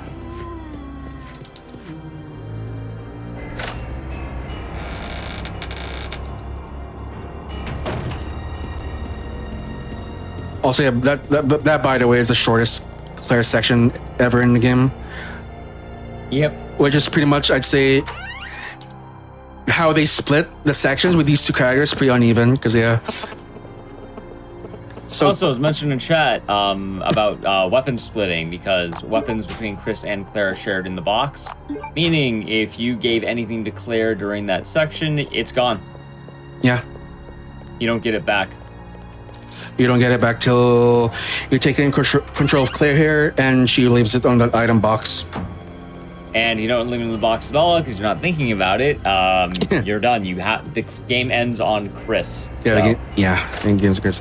Yeah, that Steve fight earlier, that's the last time we take control of Claire. Which, like I said, it's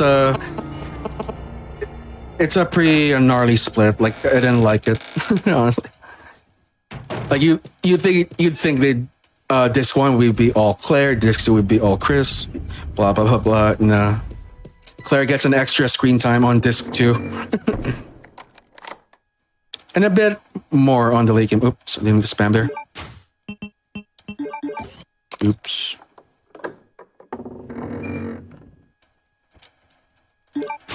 There's pretty much the same there earlier, like in the island.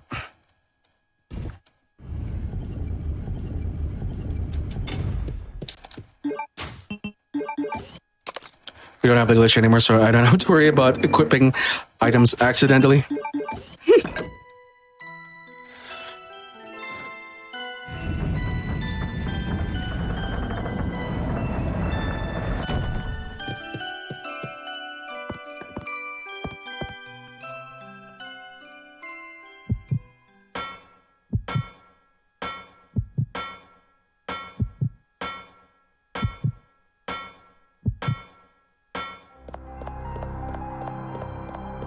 Ooh.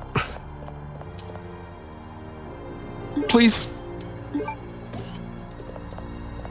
all right, so building up to the big moment here. You're kind of just getting the rest of the supplies so you can get ready to fight the final form of Alexia. Mm-hmm. First things And I first. think at this point, like, I can never hear the game audio entirely whenever I get to spectate these. But I think Yeah. it's playing like the really cool music, right? Yeah, it is. I love the end game Yeah. song. It just feels like It is, yeah. it reminds me a lot of like Onimusha, and there's this big thing whenever the Capcom you have like going to the very final boss. It just feels very like adventurous. Now Yeah, it is, yeah. I've yet to play Onimusha. I've seen it's some. great. I love it's- Onimusha. I'd love to play it on actual hardware one day. So yeah, that's There's the last of the final wings. wing. All right. All we gotta do is pop this last cynical, and we are set for the end game.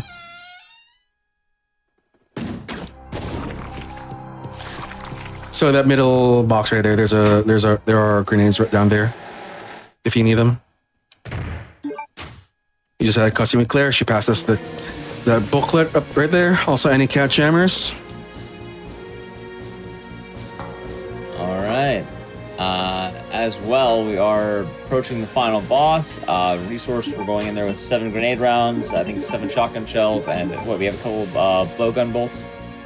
Yeah. Oh, we have one. We have one Yeah, blowgun I have bolt. one. Oop. We also have a fast and the knife. The fight is one of those that's really, I'd say, feast or famine. It either goes really good or it goes Really, really bad. really bad. Excuse me? But luckily, if you have 7, you should be fine. Really, I think it's if you're like 6 or lower, it starts getting risky and you want to take more. But 7's a good number. Anyway, what's the password? Oh my god, what could it possibly be? Yeah, I wonder why. Vernon? Virgil? No, Virgil. Veronica. Veronica is not as motivated as Virgil. Let me tell you that. It's Code Veronica. That's Code what they Veronica. call it. Yeah. Yeah, just remember, check the front cover of your game, ladies and gentlemen. If you're wondering what the code is. All doors are now unlocked. And we get the usual 5-minute increment in a countdown. Oh yeah, he can spawn the cheap xenomorph I was talking about. As you're coming out. Oh, this is my favorite part in the knife only run. You can just miss and... all we have to do is run up to her face and shoot her 5 times. Hopefully it's 5. Also, a brutal thing, you need to actually save Claire from Alexia, so you get the shotgun out immediately so you can get that faraway shot. The thing with this fight is there's so much going on. You want to get 6 grenade rounds, and also you don't want to die. We're coming up on time. Time happens when you shoot the final bolt. All right, good fight there. Then just gotta make sure you hit the actual bug. She'll dance around. You want to make sure you get a good shot. I might be a little bit behind on the commentary here just for the time, Yeah. but call time when you got it. Good luck. Yeah. Oh lord. This can take a while, guys. Spot and hope she goes into it. Time. All right, good stuff. All right, let's watch this let's watch final it. cutscene of it here. We got some time, but Yeah. great job. What time did I get? Give me one moment. I'm a little behind on mine, but we shall see. 40. Oh, okay, good. That's the usual estimate I've been getting on practice runs, but yeah. We Ladies have and the, gentlemen, there, enjoy. we have Mr. Wesker coming out. Oh, There he is. there he is. Oh, look at him. Let him go. Kids, if you're wondering why Yeah. Chris is buff, there's your answer. Yep, love no wonder. Why is RE5 Chris so strong? It's because he's getting beat down. But just look at The power. Dang.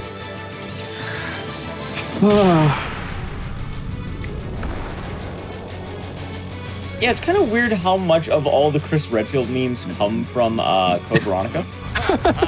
Pretty much, yeah. magnificent. I'd argue this is the best Chris Thing. because of the outfit, solely for the outfit. Another fun thing as well with the ending is you can kind of hear... So a lot of Capcom games use Canadian voice actors back in the day because there's just a lot of Canadians Yeah. in Japan. So just listen to the way like Chris talks sometimes, and like you'll see he's very Canadian. All of them. I think Alison Court's Canadian as well. Huh. Who?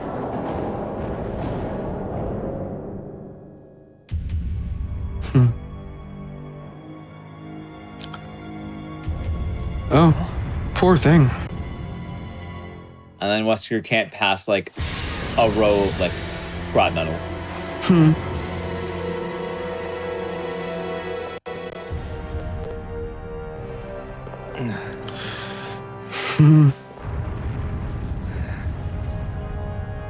Nice try. Wesker.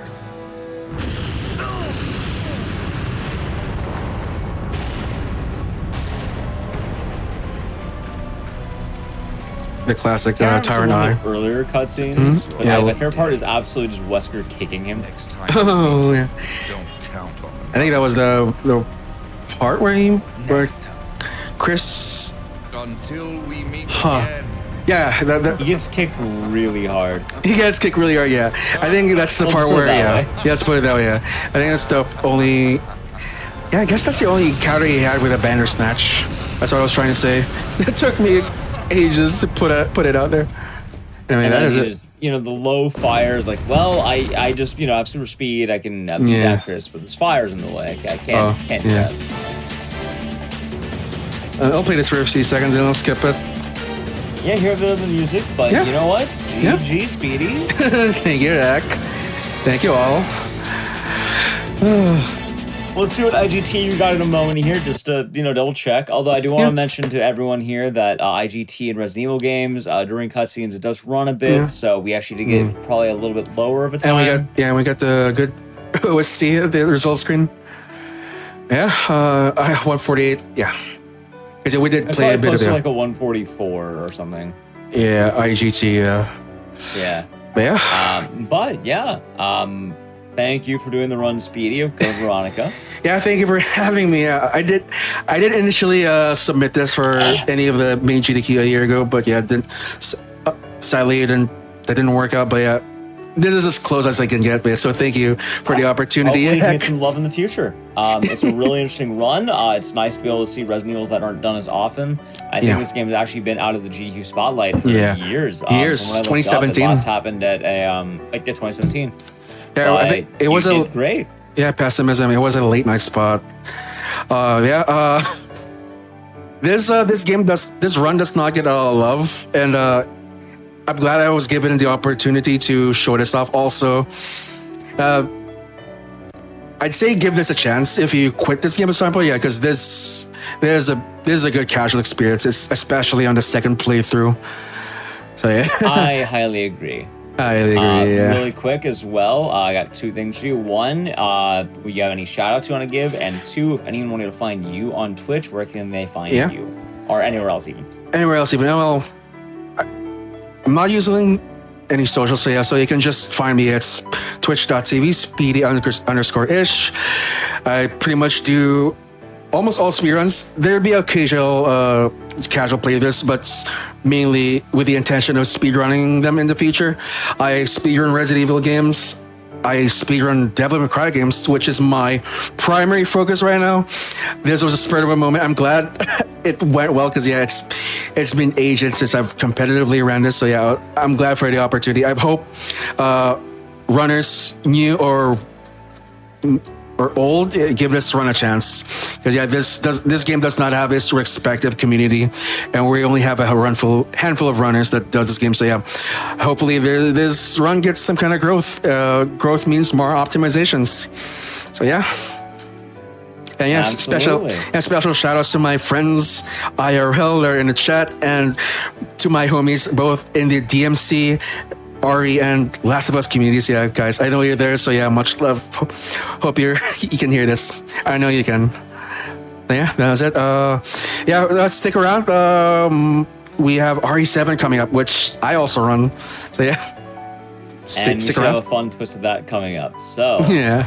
Thank you, Speedy, for the run. Once again, if you want to check out more of not even just Code Veronica, but a variety of other speedruns, you can check out Speedy-ish in the link in chat.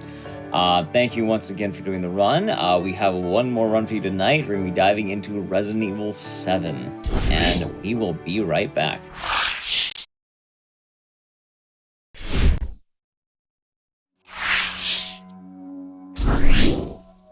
All right, everyone, we are back from the break. Hope you enjoy that run of Code Veronica. It's kind of nice seeing a Resident Evil game that you don't get to hear a lot more about.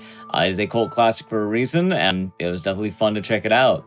That being said, though, we are celebrating the holiday coming up, and what better way to do it than the pure Resident Evil game about family? Resident Evil 7 definitely has the welcome to the family meme, and to crank things up, we're going to be doing a brutal category. Apparently, there's been a lot of changes since then, but we're going to be having Resident Evil 7 Madhouse New Game, and this is the classic Resident Evil. It's going to be pretty wild to check it out. Anyway, here's Resident Evil Mouse New Game with Captain Ezekiel. Thank you, Ek. I appreciate that intro. Hi, everyone. I am Captain Ezekiel, as Ek said. I am an RE7 runner, overall Resident Evil runner, and I really love this game. these games, especially this one. But before I get into what we're doing here, I'm joined by Speedy Ish as my commentary. You might have just seen him run Code Veronica. Ish, you want to say what's up? Hey, what's up? I do run this game. Like I said, I do tons of Resident Evil speedruns, and this is one of them. And I run New Game Madhouse too, but not with the new stuff that Zeke is gonna show you guys. Yeah, it should be an exciting run. Yeah, it's gonna be great. We have some developments, like X said. I'll explain that here as we start the intro cutscene. So we're gonna start the timer in 3, 2, 1, go. Good luck. Thank you. So Madhouse new game. So what the things that have changed? So let's just address that really quick here. So RE7, if you've seen it on this hotfix, which you probably have, it's been shown off a handful of times. A handful by me, a handful by another runner named Catlink. A lot of us have done this run. I know Ek is a fan. We have had this one standard out of bounds that we've had that has slightly changed over like the last 4 years, where we go out of bounds and we get the red key card early. And that'll happen relatively early into the run, about 20 to 25 minutes into the run. However, thanks to the help of a very, very intelligent runner and router, the Demented Salad, we were able to actually really break open this out of bounds and change it dramatically.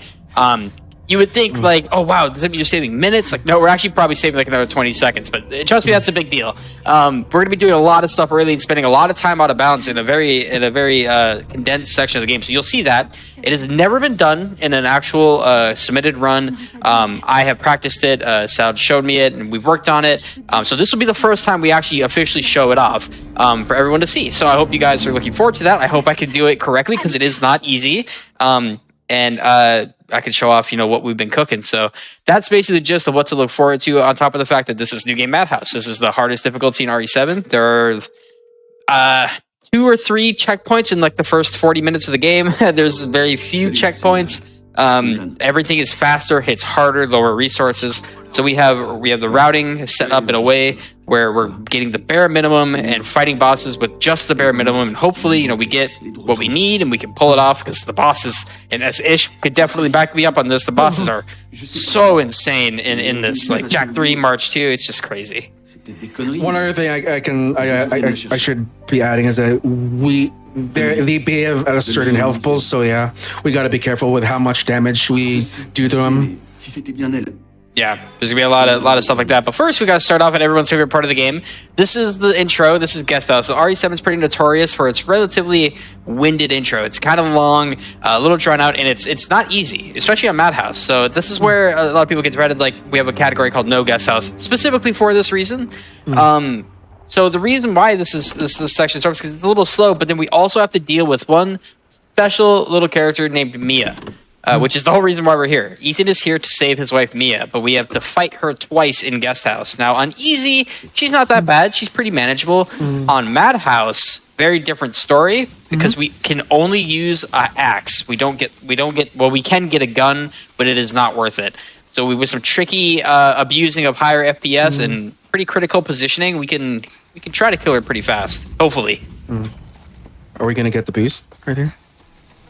I haven't gotten a daddy boost in many a year. Not since I was a young boy. So daddy boost is this little section right here. See how I slowed down to like a crawl? For some reason, and it specifically happens more on older hardware, older processor generations, is you'll like skip that slowdown, you'll speed up. So we just nicknamed it Daddy Boost because that's Jack Baker, or Daddy as he's been called. Also, I want to add one thing really quick. This is probably my only contribution. Resident Evil 7's faster in French because of the spoken dialogue. It's been argued for quite a while in the RE7 community, but in many games as spoken versions, normally the faster sentence is done, the better it goes. If you're playing a game this is reliable, try French or Italian. French is fastest. I've been doing it since 2018. More runners started adopting it probably like in this past year, I'd say, like 2022. Yeah. Like late on the half of 2022 is where we incorporated French. I've always used French because I've used it since 2018 because of Alien Isolation. They told me that French was faster, and then just sticking with it, it goes. But there's some weird things because I know like Ghostwire Tokyo uses like European Spanish, which is kind of a trip. Either way, go ahead. I just want to add that in there. Yeah, no, he's right. Yeah. And Zeke, what he did just there is a retry. And you only get 2 of those in Madhouse. Exclusively on Guest House. Yep, I think we only get the 2 in guest house. Yeah. Yeah, I did state it earlier. Thought I'd reiterate. Yeah, with the reason the retry that I just did is important, and another one we'll do later is because there's a weird, strange interaction. It's probably you can chalk it up to a bug or a dev oversight where if you retry at the start of entering guest house, Ethan will resort back to the movement speed he had just outside the guest house, which is an outdoor running speed that he has only in certain situations. You get it there when you do the retry, and for some reason you get it again later when you do another retry. So that's why we do that. On top of some other retries that we do simply for strategic reasons, like putting an enemy in a certain place or putting us into a certain place. Not very frequent at Madhouse like it is on Easy because we don't have very many retries. Yeah. And it is better, right? The faster your hard drive is. Whether you have an M.2 or an SSD, it's a lot better. Especially when you're doing this on Easy. Yeah, absolutely. The faster loading times makes a pretty substantial difference in this run, like very noticeable. The bolt cutters. Is that where you do the quick crouch pickup that was found? Yeah, about a couple of years ago. So we have a little tech in RE7. One of the more substantial techs found in recent years is called we call it walk tech, aim tech. There's a few different words for it. It's actually something that originated in Resident Evil Village. It was actually discovered there first, but in 7 it works a little differently.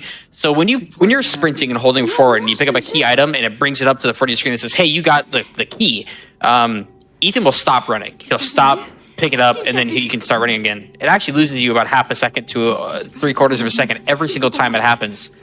If you are to make Ethan walk, so like this is Ethan running, if we were instead to be walking, we will not stop. But obviously walking is very slow. So what was discovered is if you were to aim a weapon right before picking up a key item, you'll stop that from happening.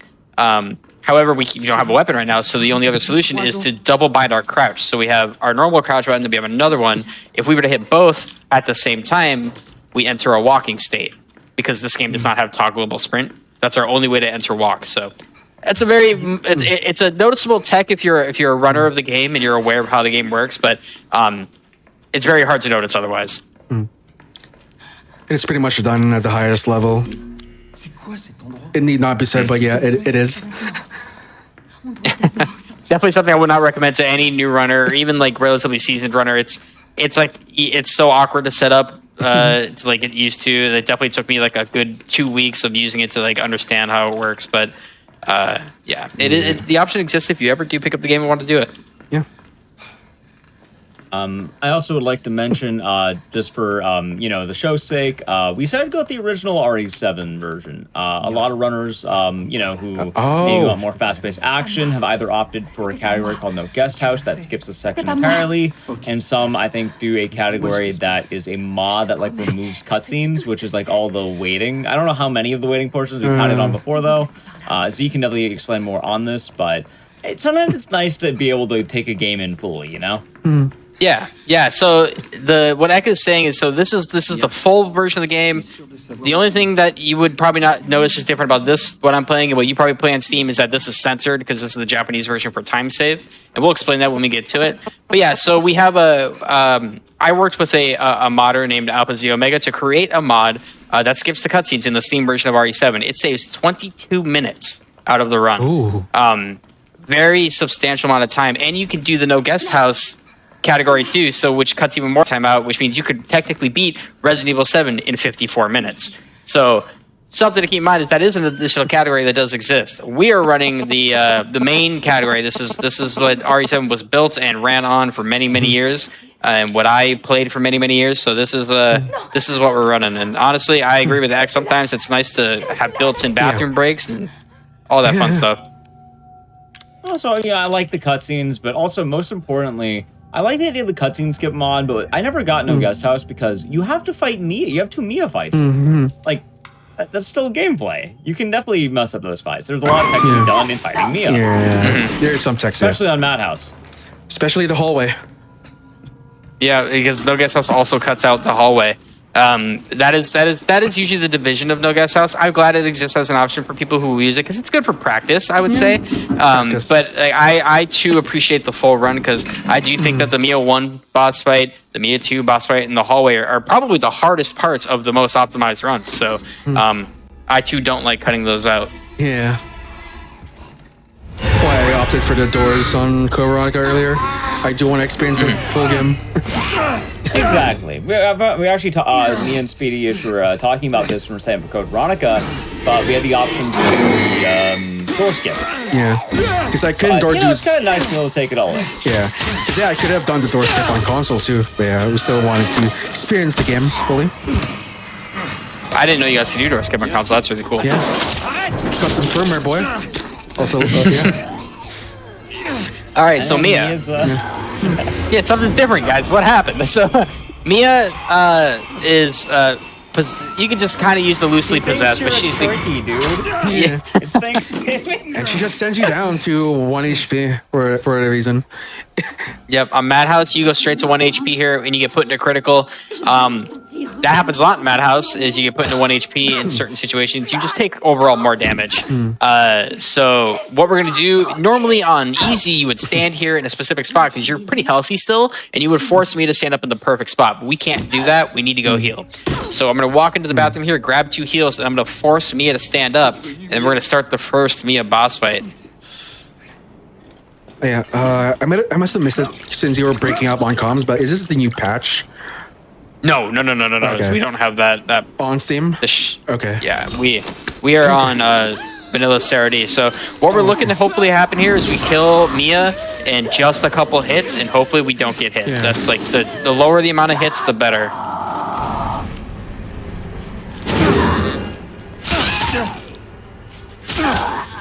Beautiful. There we go. Yeah, he is on high frame rate, but the timing is insanely tight. So the way frame rate plays into this, and I guess we should explain that, is the higher your frame rate is. If you're familiar with Resident Evil 2 Remake, this is a pretty big thing over there in their run, where if you have high frame rate, melee weapons, specifically those with a blade, can hit multiple times in a single swing because the way active hitboxes work on the each frame, it's some weird technical jumbo, but basically higher frame rate, my axe is going to hit more, but it's not free. I have to position specifically for that to happen, and it takes a bit of getting used to. So Mia 1 is one of the harder ones. Mia 2 is where it's very important that I get good clipped hits and I get a really good swing, because we want to kill her in as little hits as possible, because Mia 2 will kill us absolutely very easily. Yeah, basically, ideally you want to stagger her, then clip into her, then do some additional clipped hits. Then if she breaks loose, yeah, stagger her again, then sneak in another additional clip, multi hits. But yeah, it is hard. Yeah, to do and she goes. Exactly, and she goes crazy. She's slippery. She starts running around, and she has a chainsaw, and you will die in you can die in 1 or 2 hits like very quickly. You can get hit while you're clipped to her if you're not careful. Yeah, that's true, because your hitbox is on the other side of her too, so it gets very messy. You'll kind of see it's a weird positioning thing that we have to do, but if it goes well, I will be making a safety save. I will be doing that a lot this run. No shame. It's a marathon. This is what you should do. Like, I'm not going for a world record here. Making safety saves. Yeah, that's true. Thank you. I do already have them. But yeah, making safety saves very important, especially on a category with no checkpoints, basically. Oh well, there are checkpoints there, but they are spread far and wide. Yeah, true. Because we get one. The big gap is we get one checkpoint at the start of the Welcome to the Family cutscene, or after that happens, and then we do not get another one until after we get to Lucas.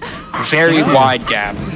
I never noticed. Does Mia jam him with a fork in this? Yeah, in Sarah D. Yep, in Sarah D, instead of getting stabbed by a screwdriver into the hand, we get stabbed by a gardening fork in the wrist. Yeah. Which is worse to me personally, but it's on the wrist, and you die from that.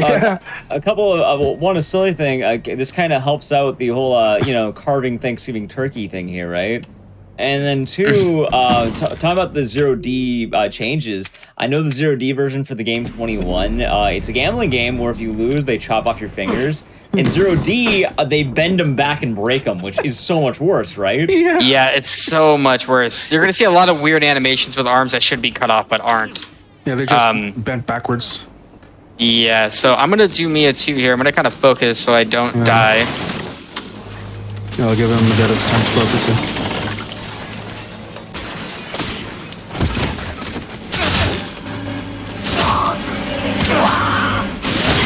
There we go. Beautiful. The first hit was mighty chunky, Yeah. I will say. I saw that live when you got the mythical one hit. Yeah, that is very so on easy. What Ish is talking about is on easy you can kill me in one hit. It's pretty standard for the run over there to be killing Mia in one hit. Which is like I guess I say standard. It's not as easy as I'm making it sound. It's an important thing, but it is significantly more doable on easy. On Madhouse, incredibly unicorn rare to one hit Mia 2. Very hard. Yeah, exactly. And I've only ever done it once in an active run. I've done it a couple times in practice. The hard part about it, and this only applies to Mia in terms of the game. So in most RE games, when you go to a higher difficulty, enemies are not gaining health, you are losing damage. Which is the way the game balances its difficulty is things don't gain or lose health, they gain and lose damage.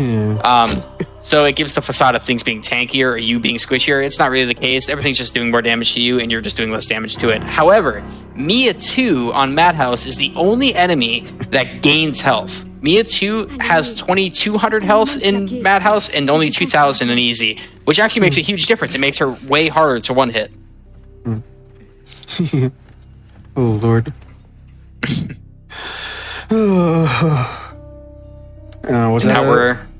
Was that a sub 15 guest house? Madhouse? I'm not sure. Maybe. But I'm not sure. I don't think so. I think it was probably over 15, but yeah, over 15. Yeah. And now we're at dinner. This is, I hope, your guys' Thanksgiving is as lovely as this one. Just look at the beautiful food that Marguerite made for everyone here. I sure do want some. Yeah, it looks amazing. We love it here. See that canned meat right there? Totally not a placed product. Yeah. You guys ever get a craving for spam when you're sitting at this table all of a sudden? Even worse than spam, legally distinct spam. Oh boy. You know what's wild I learned the other day? So Lucas and Jack are drinking Dolby beer, right? Most beers are about like, let's say, like, you know, on average, not counting IPAs, like 4 to 5%, right? Dolby beer is 6.3% alcohol. Holy. It's not even an IPA, it's just like straight up a beer. He should be on the floor. That is crazy. Yeah, because I was looking at the bottle and I was wondering, like, what kind of beer is this? Because we're making, you know, feeling like American beer. And then it was like 6.3. I was like, wait, what? And also, apparently, it's gluten-free on the label. I'm so confused on the way what this beer exactly is. And also, apparently, it's in some random Romanian village in RE Village, because you can find the beers there, too. Yep. I remember finding that Easter egg there. It's very strange. I don't know why, but... Imagine living in, like, a European village, and then you want a localized Louisiana beer so badly, you custom order it. Well, yeah, that was an Easter egg, right? Either village or... Or you can find it in, like, one of the houses. All right, guest house here on Madhouse. We just don't want to get destroyed. Unlucky. That was unlucky. Slamming. Maybe I can get around this. Okay. I just need him not to destroy me here. I might beat him here. Yeah, you could. Oh, no. I do. Oh, yeah. And now he's gonna... Yeah. Okay. We're gonna turn around so he spins us so he doesn't cut our leg off. Should be able to avoid this. There we go. I'm still baffled at how fast he can flick that in time before the leg chop animation. Because on controller, you sort of have to do... basically, on controller, you have to do like a quick turn interaction. Basically, you're unlocking an item while you're quick turning. There's a quick turn interaction and a quick turn pickup. It's mostly done on your items, or if you get a prompt for a newer item, it's only done. That's the only time it's doable. But Yeah. nice flick of the wrist, Zeke. Thank you. Yeah. So that whole sequence is very nerve-wracking, very scary. Jack will kill you very fast. So I did a lot of finicky movement, crouching, turning around to keep Jack where he was. So thankfully, we got through without dying, and that went just fine. We're gonna go now and get a few things. We're gonna walk in here to trigger the cop at the door. Yeah. Is that the first of the coins? 3 coins. Yep. Yeah.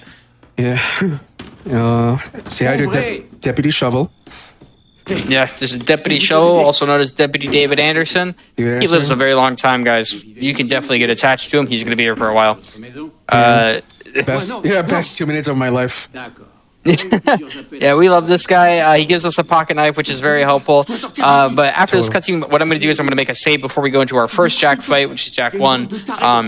So we don't. In the event that something goes wrong, I don't think it will, but in the event that something does, we don't have to sit here and listen to this guy talk to us again. He's just gonna make his new guest house save. Yeah, exactly. So I guess kind of a random question here. I think I've seen it in like a Stray Madhouse VOD. When you're going for the trap door, like, isn't there a strat where you can like make Jack break the wall or something? Oh, wall yeah. skip. So that's called wall skip, and wall skip in most other situations, and before we changed the out of bounds Madhouse, was optimal for every category. There are certain categories like knife only where you didn't want to use it because you needed it to set up the out of bounds for later. But yeah, if you go down the hallway and you set up Jack correctly and made him come down the other side of the hallway where he's out of your line of sight, if you turn around at the exact right time, he'll break through the wall, giving you a quicker shortcut to the hole. I would usually go for that. However, we need that wall intact for later, and you will see. Okay. I was wondering, like, I remember seeing that, and I wasn't sure if it was just like intentional or if it was like what exactly was in terms of the difference. Yeah, it's a time save, and it's nice to get, but right now we're. It's about 20 seconds. No, I would say wall skip. If you do like the most optimal out of bounds really, really fast, like it could be upwards of 8 to 10. 8 to very, very, very, very minimum, stretching that. Yeah.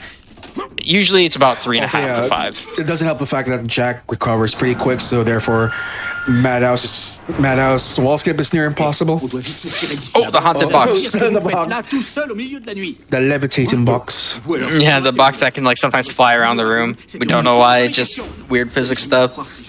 Okay, so Jack 1. Jack 1 is probably the easiest tie for the easiest of all the bosses, but he can, if his behavior is a little sporadic, he can beat me up a bit. So the whole idea is we got to get Jack into the car, which requires us getting into the car and forcing him to follow us around here.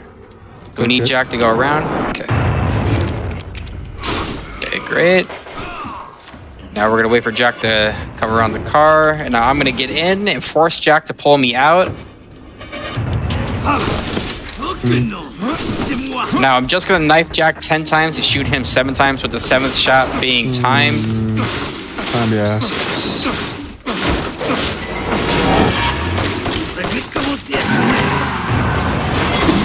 Beautiful. That's Jack 1. All right. That went pretty well, thankfully. Yeah, pretty much in full health. Should be good in ammo spawns later. Yeah, this is exactly what we want. Ish, you want to explain inventorying and why it's important? Yeah, so the way that inventory works here is primarily the cursor has a hard memory where as long as you're in-game, as long as you're active in-game, yeah, you're pretty much wherever you leave your cursor, it's going to stay there on whatever item you left it. Also, yeah, we're pretty much keeping track of whatever item drops. And what Zeke's doing here is arranging his items so that way he knows exactly what kind of item drops. That way he always knows that the item drops will drop in a way he wants it to. If that makes sense, yeah, pretty much it. Yeah, exactly. So with all that in mind, so the idea is we'll always know what drops, we'll always know what's in inventory, and we will always know where our cursor is for the most part. Yeah. So now we're gonna set up this sequence here, and now this sequence is gonna set us up for the out of bounds. Just gonna quickly think about how I want to set this up. I'm gonna make a save now, just in case. Can't wait. Thank you, Salad. I've been meaning to test this out by lots of Devil May Cry gaming. This chair is coming with me. Apparently, this chair is coming friend. with. I've had my moments with that chair too. Yeah. Also, thank right, you, now- Salad, for putting this together. Yeah, we appreciate Salad for this, but also a lot of runs will die to this now. So yeah, thanks, Salad. We appreciate that. All right, this whole sequence I'm about to do here is now this new setup. I'm gonna try my best to try to explain what I'm doing. I need to stop Jack right here so he doesn't chase me too far. This is all new. So what I'm going to do is go up here through to the game room. We need that separating agent for later. Jack is gonna follow me, but he's gonna lose aggro, hopefully. And what we're gonna do is we're gonna come in here. We're gonna open this door, craft our ammo, hover over that. Everything I'm doing here, every reload, every pickup, and every order that I do it matters tremendously. And it makes it so that we can set this up the way we need it to be. So Jack is probably down this hall now. We need to know that where he's at. We need him not to get down here before we get down here. So what's going to happen is I'm going to come down here and grab this other dog head. When I do this, we need Jack not to be anywhere near us because we're going to force him to break through the wall. Organize my inventory here. Grab this dog head. Now what we're going to do is we're going to walk down this hallway. This is going to force Jack to break through the wall. And now this is where it gets really hard. I have to shoot Jack to stop him right here. And then I have to bait him in a certain way out to the living room. So that shot there. I'm going to switch over to unenhanced ammo because I have to do another shot, which is going to manipulate Jack's AI to get him to be where I need him to be. I'm going to drop it now. I'm going to put these dog heads in while I have a second. Put that in. Jack should be coming through right now. He's here. And now I need Jack on these stairs. Now this next shot I do is very, very important. Perfect. Now if I did this right, I should be able to get out of bounds. Hopefully. I think you're good. Perfect. All right. Now that's the first part of it. Now we have the hard new part of it. So this route is going to look a lot different. I'm going to be hugging the house here until I can load in a certain part of the basement. What I'm going to do is I'm going to loop this around. Pause buffer a bit. Okay. I might be too far to the right. Let's see. Oh, I'm Lord. going to change my position there. Okay. Now, what we're doing right now is we're actually doing the clock puzzle already. And we're doing it from out of bounds. This is where it's going to look weird. Yeah. I'm going to crouch underneath here to change my height. I'm going to come over here and we're going to drop off this ledge. We're going to be out of bounds here for a minute. I'm going to go run in bounds here and spawn the store. And we're going to make a save. First, I'm going to drop off my items. Yeah, we are indeed making a save while out of bounds. All right. Now this is where it's going to get even trickier. So now I have to line myself up to have the perfect height for this. 3, 4. This is very, very important that I do this right. For sure. Okay, I think this is correct. I'm going to do a quick turn. And now we're going to run into the void for a second until everything spawns in. Now, where we are right now is we are right outside the old house. What if I did this correctly? Hopefully, we have the right height to get to where we do. If we don't, it's okay. The retry is very close. We're kind of running in a specific line not to spawn in certain parts. Let's hope this went well. Okay, we crouched there to get underneath that. Now we're basically where we're supposed to be much later.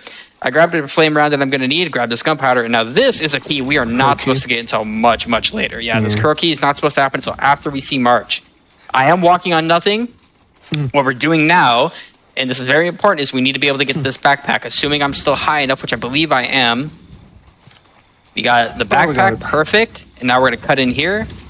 Grab that solid fuel. Now, this is the best part, is we're going to fall through a void, and we're going to abuse the game's mechanics. It wants to put us back on the most recent solid ground, but because we did this earlier, we are now, if this is correct, let me just make sure I zone in here. Let me just give me my, there we go. And now we're back here. Ooh. What? I'm going to grab that item for us here, and now we're not done. We still got a lot more to go. I'm going to grab these items here. Oh, I'm going to reset my height a little bit. It's okay. There's a little bit of a backup here. It can be a little tricky. This is not easy to do, and it's still relatively new. Oh, yeah. So the clip is a little awkward because you have to kind of go in and out of bounds a bunch to get the right height. Oh goodness! Come on, video game. Give me a break here. It's hold on 1 second. We'll get it. There we go. And now we're going to take another line here. That took me a little longer than I wanted. We're going to go a little wide here, and we're going to grab these. We need these. And then now we're going to load in the basement, and we're going to use the geometry of the stairs to push us down. We're going on an adventure, by the way, guys. So now we're going even lower, and I'm going to crouch here and force the game to shove me underground a bit. Now we have to stay crouched for this part. We're going to grab the red key card early, and we're going to shoot that to get rid of that. Shocker chills. Yeah. Reload here. And now we're going to come in under here, and this is the morgue puzzle. We have to stay crouched for this, or else the game will break our height a little bit. That guy. And now we're going to pop this guy open. We're going to do some menuing here. Grab the key. And now we're going to stand up. Grab this ammo. Let me through. And now if I'm at the right height, if I did this right, we can interact with the door.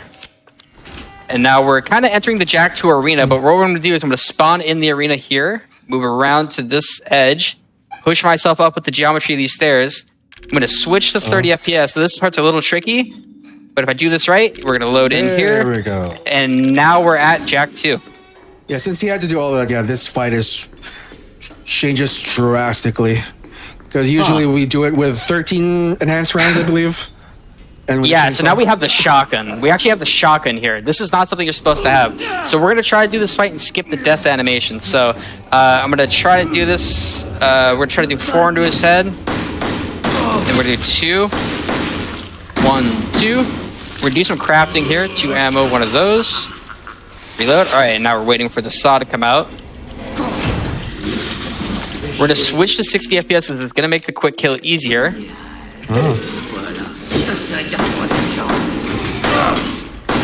Then we're going to saw, and now I'm going to start pause buffering. I don't know why this works, and I can't really explain it.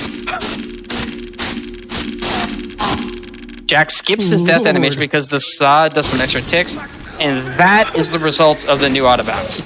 Excuse you. So, if I'm following correctly, you pretty much skipped all of the underground. You skipped, I mean, you got the dog hits normally, but you also then skipped all of Hub 2 because you already have the croaky. Yeah, so now when we go to Old House, we basically just walk around, do the shadow puzzle, and go straight to March. Yeah. Oh, shadow puzzles to avoid the soft lock, right? Or yeah, we have to go through to that side anyways. yeah. So it's gonna soft lock you if you don't do the shadow puzzle? If you have no way, you have no other way of getting around. You have to still walk around to that side. Okay. Alright, you yeah. can grab the valve early to bring up the bridge, but that will soft lock the game. okay, that's the soft lock part. Doing it early.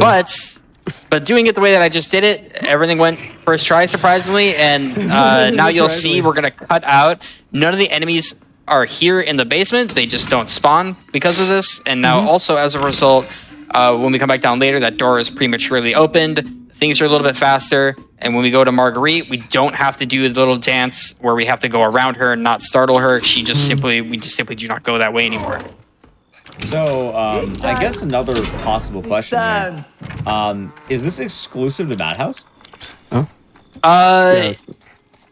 Yes and no. It can be done on easy. It needs to be routed a little bit more. I'm gonna fix my inventory here. Something is incorrect. Okay. It can be done on easy. It needs to be lab more for time save on easy, but I do believe it does also save time on easy.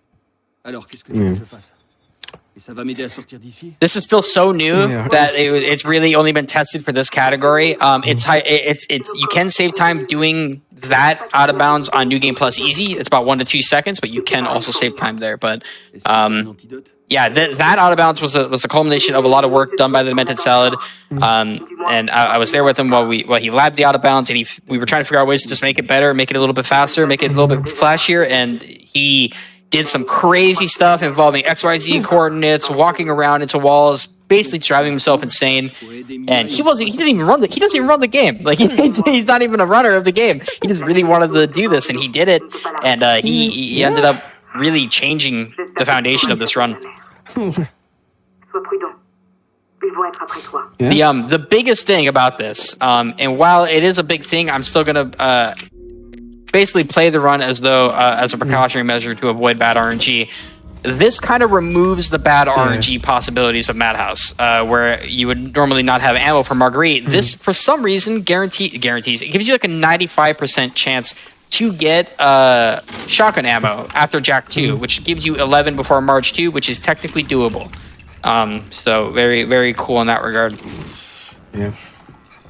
I think it was a Chinese runner that founded that old route where we actually have to rely on ammo shotgun drops. Yeah, it was definitely rough. It was rough. Those were the worst 2 months of my life. Yeah, I mean, it can still kind of happen. We still hope for shotgun ammo. I'm going to still try to get shotgun ammo because it'll make a life easier. But now what you're going to see, what's changed about this old house, is we're actually never going to go that way at all. You would normally have to go there, get the key, and do all that stuff. But we're just doing one run through, basically, is all we're doing. Which is a spider puzzle. Yep. Oh, whoa. Easy, brother. There we go. There's a menu wrong there. That's on me. I accidentally put my cursor back up to the scorpion key when I saved, and I don't know why I did that, but we won't talk about it.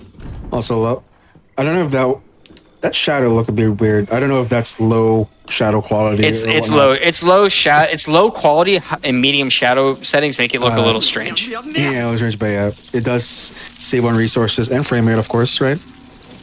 Yep. Frame rate. That's the ticket. Hell yeah.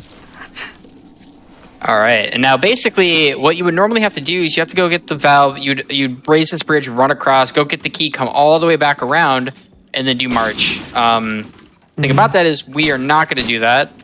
Yeah. We are just going to get the valve. I think I may have, made it badly there.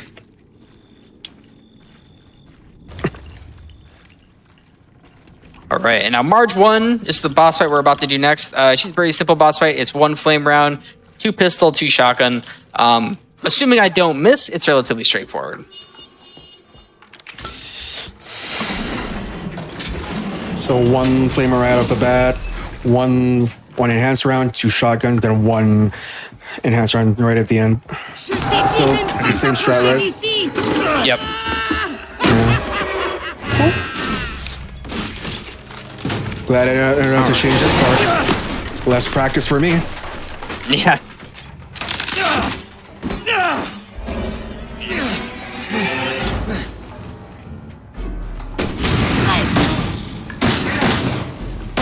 Beautiful. That's March 1.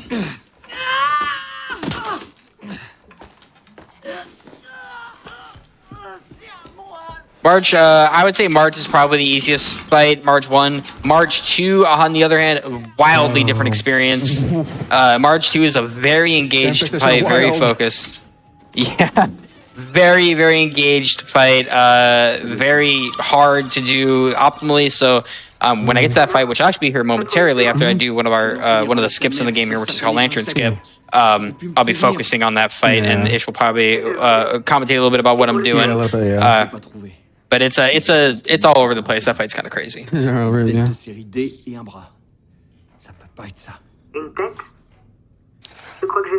So, Go on. oh, go ahead. No, it's all you. Yeah, I was like, what I say, this is where Zoe tells us about the arms and the heads. Bella needs to juice them up and give us our ticket out of here, pretty much. Yeah. So yeah, here comes Lander Skip. Basically, Zeke is gonna line himself up, look at his ceiling for a moment to despawn that board up there, stand specifically, and jump down. And there we have it. So Lantern Skip is nice. Yeah. So what the cue was, whether it worked or not, is Zeke gets the animation, the fly animation, where Ethan has his hands on the floor, and Marge's growl. That's pretty much the cue that it worked. Lantern skip basically abuses a mechanic where if we look through the floor, the game wants us to go look at the where the lantern goes. I'm going to detour here to make a save. Where we look at the lantern and then the boards open up and we can jump down. But then we take the little shortcut before that and look up through the floor and we kind of jump at a specific angle that allows us to essentially bypass all of that. Whether you mess it up, yeah, it's still faster than having to go upstairs. But yeah, you still don't want to mess that up. It's and it doesn't look fun. All right, we're hoping for a shotgun drop to make this nice and safe. Yeah, less RNG, but yeah, still pretty much the same fight, right? Yeah, the difference is when you do it this way and you don't get a shotgun drop, is you can kill her with enhanced ammo. It's just really, really tight. Oh, yeah. But we got shotgun ammo. Life is good. I'll do my best to run everybody through. So yeah, usually open up with a flame round, 2 shotgun shells, quick shoot. Basically, it's ADS, non-ADSing with a G17. It's only done with a G17. Stand there for this, spawn there. Wait for her to jump up, 2 shotgun shells. Shoot between her legs, that'll burn the sack and the bugs on the cabinet. So this is where Zeke has to be careful. Critting her, because what we want is her to spawn again, this ceiling. If he does too much damage, she'll spawn somewhere else, and that's entirely RNG.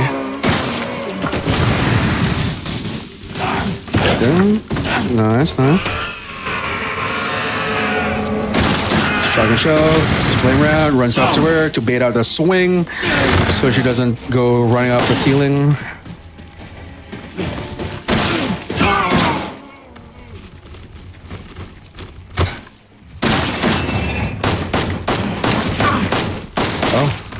Oh, beautiful! So you don't finish it with a flame rounder? Okay. No, yeah. In this route, we have 1 less flame round, but it turns out you don't actually need that flame round. You don't need flame round. Okay. You don't need it. Yeah, one less flame round. It's a little scary, but it works. It's a little scary. And you got her in 2 shots. What would the flame round normally get used for?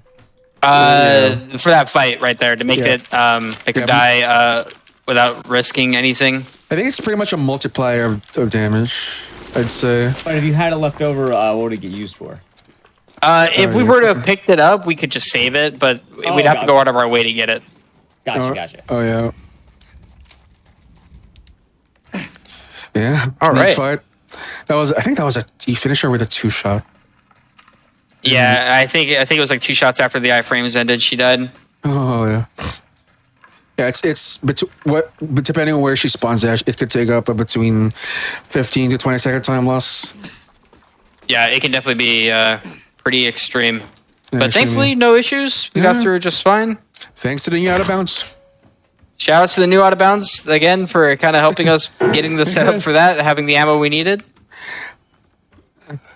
Free world record for me. There you go. There's also a change to this too. Now, because we don't do that out of bounds, you'll notice if you ever watched a Madhouse run, or if you ever watched me run Madhouse or Catlink run Madhouse, you'll notice we are actually short a lockpick and a backpack as a result, because we will not be going into the room you would normally go into to do the clock puzzle. We're just not going to go in there anymore. So we don't get a backpack, we don't get a lockpick. So we actually skip opening up a chest, which gives us extra enhanced ammo, as well as a skip going into that room just entirely.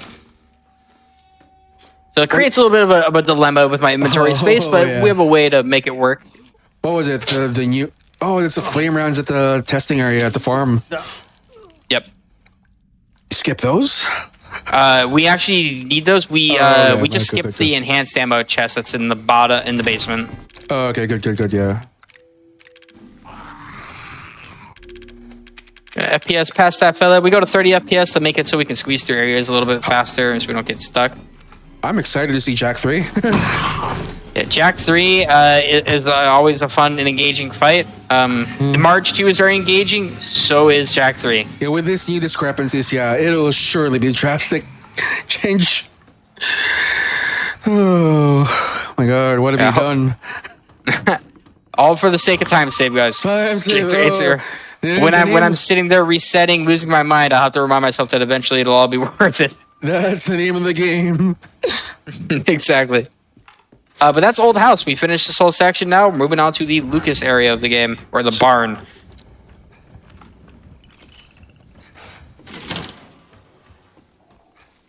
And now, if you're used to seeing RE7 speedruns, this is where, again, like I said, it's going to deviate a little bit from what you're normally seeing now that we're using the new out of bounds. Things are going to look a little bit different. So the way we go through the basement is going to be essentially the same, but the way we go back upstairs is going to be very different. So we're just going to walk in here. We're going to go down the hallway and get our lockpick. We still need that bad boy.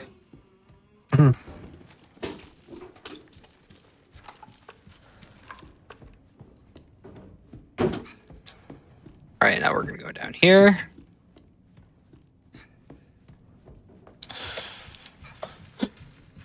We're just going to go get our snake key. Now, also, if you've played RE7 yourself, you're going to notice it's very different here.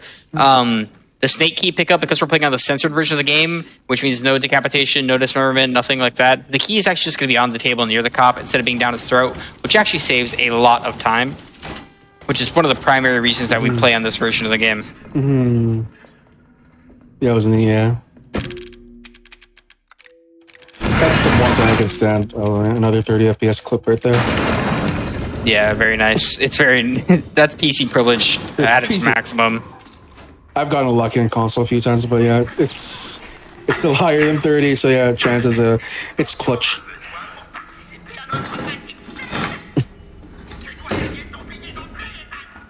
Alright. And normally, before, we would stop here and grab some of these resources. We still grab that and we still grab this, but we do not stop at the chest that's right behind me, since we do not have to do that anymore. Take care of that fella. Now, this is also, it does get a little bit tricky here. Now we have to run past the molded on the stairs. We have to shoot him, and hopefully we don't miss, because we don't really want to miss this guy, because he's kind of a pain. And he's This guy right here. He's always guaranteed to also. Yeah, the first guy's always guaranteed to stagger with a regular rounds. So I can't believe we have to shoot that guy again. That's the one thing I love about the other out of bounds. The previous one we had to use, the one from Easy. We skipped that. Yeah, it was nice because before I came over to Madhouse about 2 years ago, Madhouse never did out of bounds. It wasn't thought to save time until I brought it over and we started doing the one on Easy. So we got to skip that dude on the stairs. It was really nice, and we got to skip like a lot of stuff. It was really nice to avoid. But now we're kind of like still are skipping it, but we kind of have to run through that guy again. Grab our key card. Now we got everything we need to move on to the Lucas section. Just aim for it. Just don't miss. Don't miss. All right, our ammo situation is looking pretty good. There is one thing I wanted. Oh, I already did it. Never mind. JK. I was like checking to make sure I combined ammo, and I did. And I was like, all right, I'm good.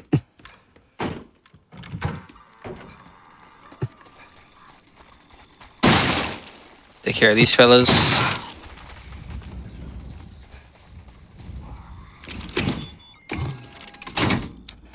We got a crawler sneaking up. Best downtime in the game. Yep. Unless we get TV skip. Oh? That's not happening. Yeah, no. I'm going to quickly roll down my window so it doesn't overheat in my room. Sorry, 1 second. Take your time.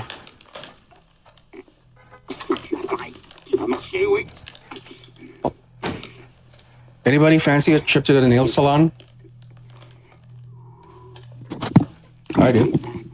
Sorry about that. I just had to make sure it doesn't get too hot in my room. Last time I was streaming on a hotfix, I was playing Revelations, and it overheated the computer multiple times. Oh no! Oh, you were memeing it. Yeah. I was being very serious. Got to be careful. Airflow, very important, guys. Airflow, yeah. So yeah, Lucas, he's crazy. If you guys didn't gather that much already, Lucas is crazy. He's out here. He's trying to keep the Evelyn power, trying to give it to some bad people called the Connections. But we're Ethan Winters, so we're gonna stop him. Yeah. Especial. It's a really good cutscene, and like, there is a forbidden jitsu, if you will, called TV skip that happened. Can you count on one hand, but maybe 5 times ever, where people either on PC or PS4, I think is where it's reported to have happened. They sat down here and the TV just exploded, just blew up, skipped the cutscene, 3-minute time save.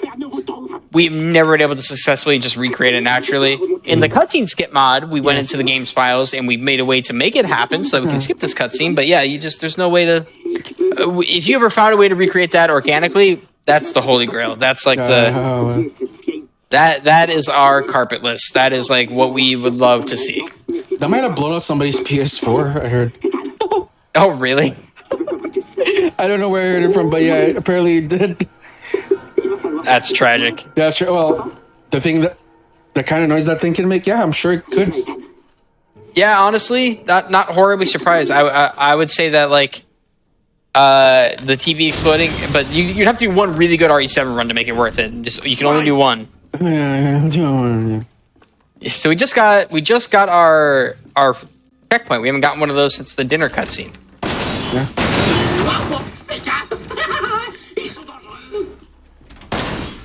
Trying to get rid of these bombs, not get hit. Grab this gunpowder, we're gonna need that. Shotgun ammo? Oh, nice. That's a lot of shotgun ammo, my goodness. Oh, got the car seal luck. Yeah, that is some good shotgun ammo there. That was not less than optimal. It's alright, we had a spare heal. It's alright. That was planned. DA manip. Whatever excuse you guys want to use to make it look like I didn't just mess up. No. I'm here for it. Yeah. Just make sure you're playing games past RE4. Then you're good. Yeah. Alright. Gonna put some items away. But mainly the keys, the crank, the arm, and one lockpick. And we're gonna move that lockpick up.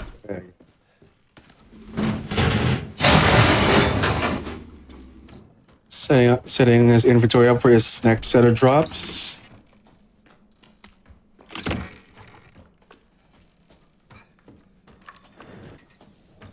Go. Step back a second there. Don't wanna tempt fate on that one. We've had our good days with that, right? Yeah. I was like, That guy did not die, so I got stuck on him a little bit there, but it's okay. I do not like that placement of that neuron right there by the haze. That's a bit. I mean, who would normally want to look there? Yeah, that's the thing, right? Is no one would ever expect to look there for anything. And it's specifically for these two fat moles coming up. Lord. My battery here. The fat molded fight, usually for the most part, pretty simple. Just Assuming that one doesn't turbo. If one turbo's out, then it can be a bit dangerous, but we're just gonna hope that doesn't happen. They're a bit wiggly, but don't let that intimidate you. Those deep breaths. Yeah.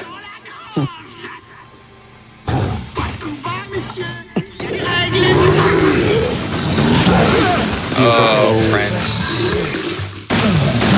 Should be okay.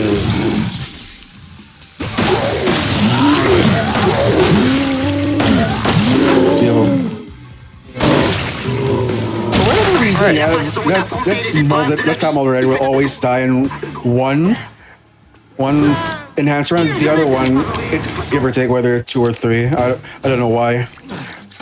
Yeah, it's strange. It's strange, yeah. I always try to aim as high as I can, yeah. And you didn't die, yeah. That peak was unfortunate.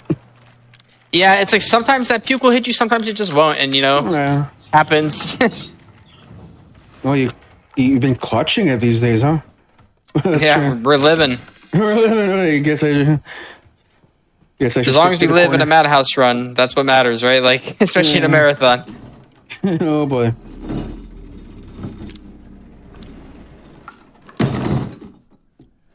All right, now we're gonna drop all of our items off, or else Lucas will not hang out with us. Nice, nice. A little bit of throwback here in RE3 OG. Yep, we got the keypad noises from the OG RE games. I appreciate callbacks like that. Yeah, it was a fresh breath of air. Because yeah, when I was first playing this, yeah, it felt a bit foreign. Although it did feel a bit of Resident Evil, but yeah, it was nice to know that it's still there. So here's an Easter egg for those who are unaware. The hag. Shout outs to Niddle for pointing this out. This is the hag from Resident Evil Village. Thank But you, here Niddle. for some reason. Yeah, thank you, Niddle, for pointing that out. I think he was the first one to point that out. Also, anybody in chat got a light? Yeah, anyone got a light for this candle? This like escape room, quote unquote, which I love escape rooms, which means I love this puzzle, but it's a little ridiculous. Like, would you not just cover this with your hand and walk through the sprinkler? Like, let's be real with ourselves here. Would you not would you not just cover the flame with your hand and just walk through the water? Like, maybe I'm losing it. Yeah, well, maybe you lose it. I see what you did. All right, these solutions are always the same, so we don't have to worry about any sort of RNGs. We're kind of just running through this area to take care of the puzzle so we can get what we need. Turn off the water here.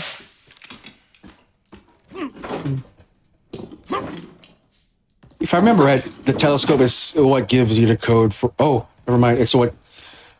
It's the padlock It's right there to the left of the where you use the valve. Yeah. Yeah, and then to get that padlock combination, you need the dirty telescope to look through like the hole and look at the screens. Oh, you got it from the toilet. It's a cool. Yeah, exactly. It's a cool puzzle, but it's one of those things where it's like after a few times, like okay, I get it. Okay, I get it. Yeah, it's not hard to. It's not a hard muscle memory to get in. You know. Yeah, there's a tape. So this game has tapes in it that you can play, which kind of explains things that have happened here before Ethan got here. One of them is the happy birthday tape, which tells you the solution to this puzzle, basically, or tells you how to like not die to the puzzle. Because if you take that out, the room will light on fire and you will die when you do this part. So you kind of have to bypass it.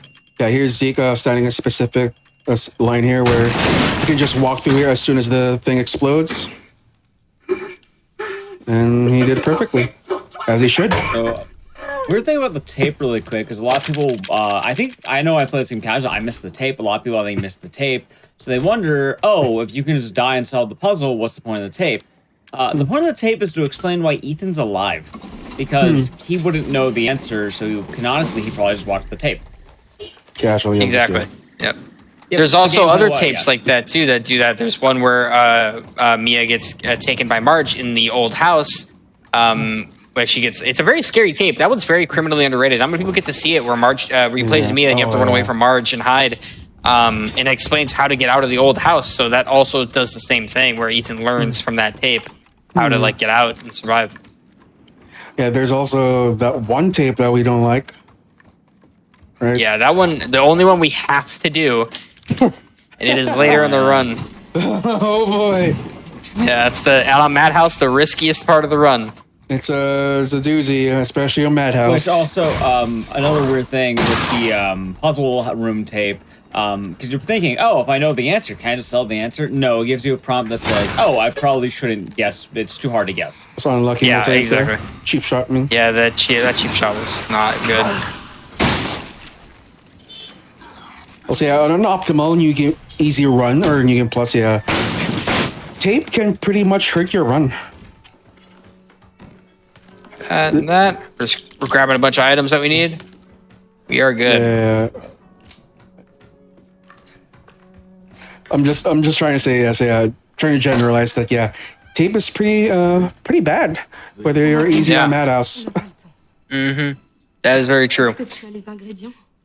All right, now we have all the parts with the Zoe here, and we're about to do Jack 3. I'm going to craft some stuff in my inventory, mainly a neuro round, some ammo, and we're going to do this fight's going to be very engaged. I'm going to be focusing the whole time. Ish will do his best to explain what I'm doing, because it's all going to be going pretty fast. Yeah, too fast. It'll be going a bit speedy, but we'll do our best here to... Also, look at Zoe forgetting to add the kale to the juice. Oh, yep. Yeah, start off with a grenade launcher, equipped with a flame round. Jack's gonna tell us to get our asses back to the house. Our butts to the house, more like. And he's gonna deal with us. Here's he's gonna position the camera somewhere in Jack's eye. Open with a flame round, 2 shotguns. He's gonna a quick shoot. Oh wow! Right position here. Reload. 2 shotguns. 3 shots. G17. Reload. Shoot on the back eye. If he does this line correctly, he'll always spit or puke or whatever. And yeah, 2 flame round shots on the hip. Bait out a swing. Oh, if you're lucky enough, yeah, he'll already pop his eye. The flame, yeah, he'll pop the eye. Right here. Unlucky turn right there, but yeah, he could still manage it. Flame round to tail, nice.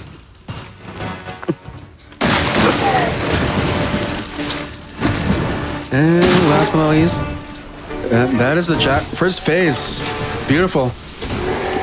Yeah, I didn't like that turn. I generally would like it to turn to his right instead of his left. Yeah, that was pretty good still.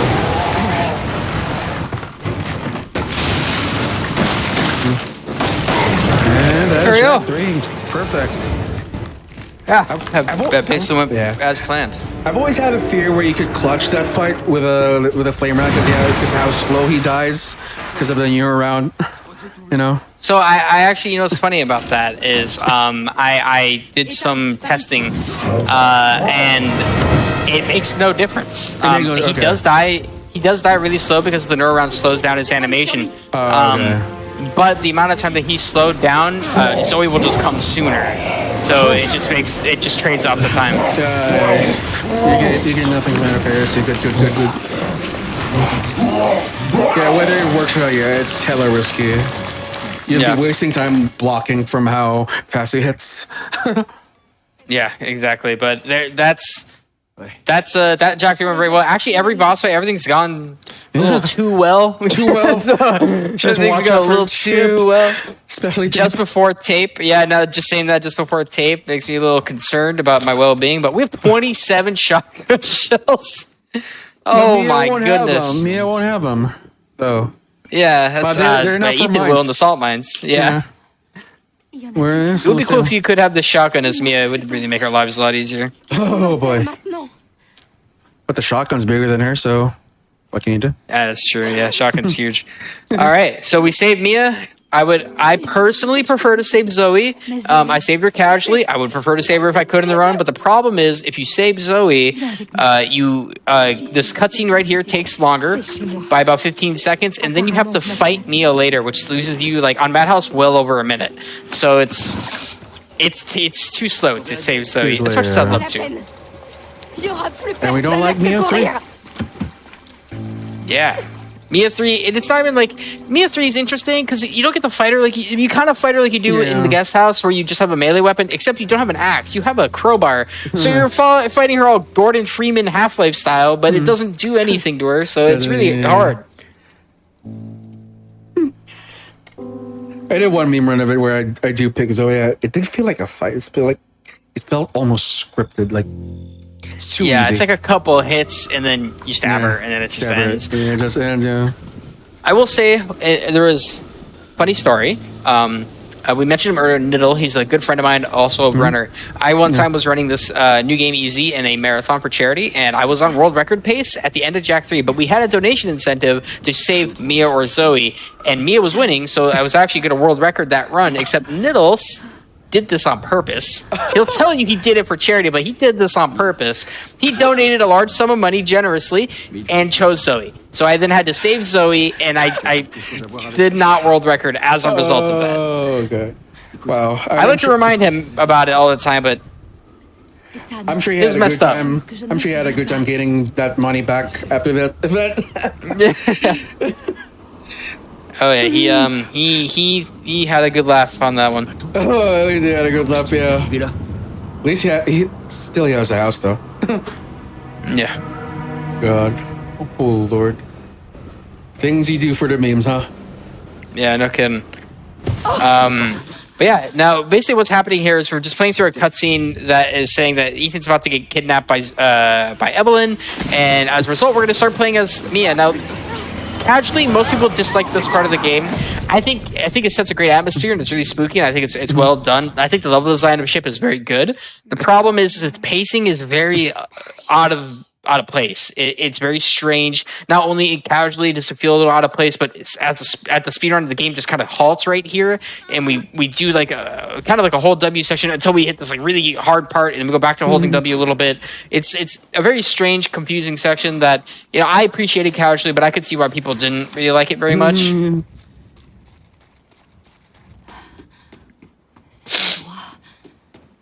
We also have a very exciting skip and, like I said, section, which is the Mia tape. So the Mia tape, which is coming up, has a lot to it. Has a lot of hard stuff. We don't have very many items, and there's a lot of molded, and we have to do some skips. So it's going to be interesting.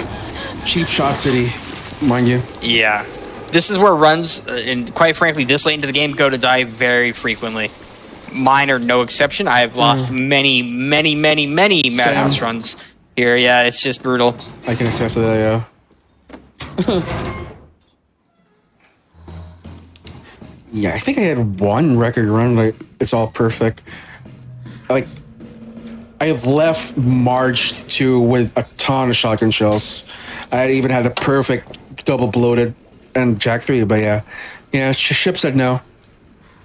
Yep, that is the way it goes. Ship is a desk breaker, a mouse thrower. That is for sure. Monitor even. Yeah, it's your peripherals are not safe speedrunning this game at this part of the game, especially on Madhouse. Yeah, so, stress balls, mind you. Yeah, for sure. So what we're doing here basically is we're walking through this ship. Now the lore here is that this ship washed up on the bayou off the Gulf, and it was carrying Evelyn. And the reason the ship crashed is because Evelyn went all crazy. And why Evelyn went all crazy is because of a funny little guy named Alan. We don't learn a lot about Alan. All we know is that nobody likes him. Yeah, I just don't like him. Whatever. Also, yeah, for whatever reason, the ship like crossed like 3 states to end up into the bayou. Yeah, I don't know how it did that, but it ended up here in Louisiana. From the Gulf I of do Mexico. I do think Louisiana is attached to the Gulf in some way. I don't know how, but I'm pretty sure it is. I think I looked this up one time because I was like, "There's like they could have chosen any other state to make it make sense, right? Surely this state has some connection to the Gulf." And I think it does, but still, it's weird. Why is the ship on the Gulf? Like, where are we going? Where are we going? All right. Oh Lord. So we are basically just holding W. We are going to run into a few molded and grab a few items before we start the tape. These items are going to last on me until we get out of the tape. They're for later in the run. So hopefully, the big thing about this is we just don't want cheap shots. That is the one thing we do not want. Cheap shots. Any cheap shot enjoyers? So what a cheap shot is, I guess we didn't really explain it. So RE7 has this unique mechanic, unique to it in the entire franchise, where we have cheap shotting, where a molded can hit you, where they do a long swing and they hit you, you take damage, you get staggered. Very normal game stuff, right? Cheap shotting is this mechanic that happens a lot more in Madhouse, where a molded will just hit you. There's no wind up, there's no tell, there's no stagger. They'll just hit you. And the hard part about this hit is it can also be affected by high FPS multi-hitting.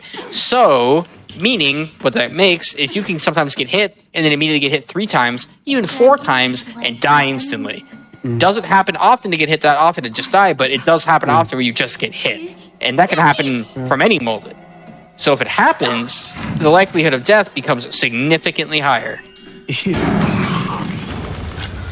I swear I've had one where from full HP, like it's just a one shot. Yep. The crawlers are notorious for that. Oh yeah, the crawl. Yeah, pretty much. Yeah, how many hits you can do to them? Yeah, they can do to you. Exactly, and thankfully that guy did not cheap shot us, so we dodged that one. But he's not really the big worry. It's the ones that are coming up here on the tape that are the big worry. So hopefully, fingers crossed. Chat, please Please pray for me. Cross your fingers. Press RNG that I do not get owned. Big prage, guys. Big prage. Regarde ça. But yeah, generally, if you're not careful, yeah, he can be a pain. But yeah, normally he's not a threat.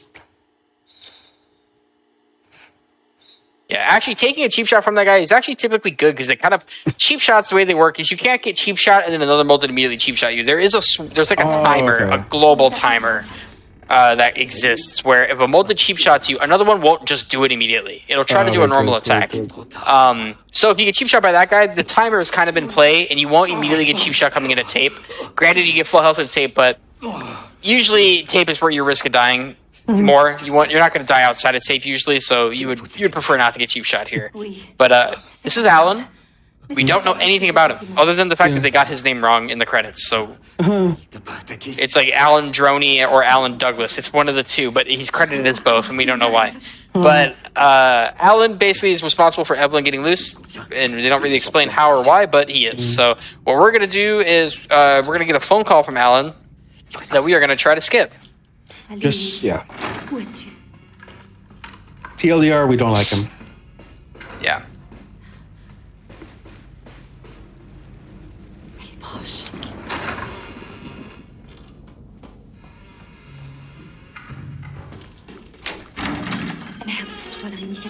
Good. All right. So that's called Alan 1 skip. Essentially what we did is we interacted with the trigger that would trigger the call, but then we left the room instantly, which you have to do as fast as you possibly can. And if you do it correctly, for some reason the call just will not go off. So quick mouse flick, got us out of there nice and easy. Yeah, controller, yeah, you gotta do some kind of specific lineup, like a crescent moon ship lineup. Yeah, I don't know how you guys do that on controller. That looks really hard. Gotta get this guy out of our elevator. Not a fan. Okay. Nice. Yeah, shoot him in the butt, eat him off the elevator, then yeah. That guy can be, if that guy cheap shots you, that's when everything goes downhill really fast. Oh, yeah. Because he will stay in the elevator and you cannot move the elevator if he cheap shots you. But now we are due for a cheap shot. I think you're guaranteed at least one. I don't know who's going to do it. It was him. Yeah. Someone was going to do it eventually. I guess I'm glad it was him and not the big arm guy. Usually it's him, yeah. Oh my god, the big arms, yeah. That's, Now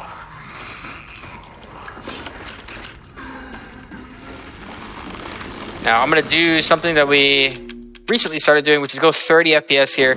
This can sometimes cause this dude's above me AI to break, and he'll kind of like slow down or run into a wall.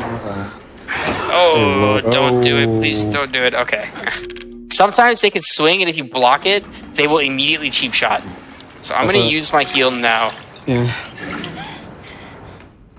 Oh yeah, we didn't even tell him about... I don't think it's... Is it even worth telling him about bomb skip in this run? So yeah, we can definitely tell you guys about it. So there's a skip called bomb skip or double door skip or DD skip. Basically what it is after that door I just went up there, you can put a bomb down the other side of those two doors because we're going to get a call from Alan here and we're going to be stuck waiting for the call to finish before we go through the door. You can blow yourself up to launch yourself through the door. On Madhouse, that will almost always put you in critical if you're not full HP. On Madhouse New Game, that is seriously not advised. I would never, ever recommend anyone ever do that. On Madhouse New Game Plus, you can do it. It's still very risky. Would not recommend it, but it saves only like 6 seconds, but it is like the risk is insane. The bomb would basically be right up here. See, I'm talking on the phone, and it would be like right here, and we would blow ourselves through this door. Yeah, pretty much.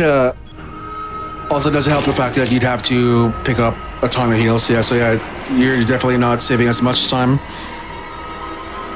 I have one heal here to make this work, so we gotta hope that these guys do not beat me up. Nice. We're gonna close those doors behind us so they can't come through. So now, this is where it gets really scary. We have some moles that are about to spawn in this hallway. There's where to get decided, guys. Prage. Okay, he fell backwards, which is bad, which means he's gonna body block, but only one guy spawned. Perfect. Okay, he didn't cheap shot. So now this, again, we're not out of the woodwork yet because now they're about to run me down this hallway and I have to stop them from getting to me. That was close. Whoa, whoa, whoa, whoa. What was that? He was not happy. He was not having it. Oh, okay. Oh. All right. And we're out of there. It's easy. Easy. I wasn't even worried. There's no problem. Totally not. Yeah, I definitely wasn't super scared of that, but both of us have to jump into the elevator and hit me. We do have one more straggler coming up, but yeah. Yeah, if this guy cheap shots us, we're full HP, so it should be fine. But if we were not full HP, it would not be fine. Yeah. Yeah, But we should, and we still have a heal, so it should be all okay.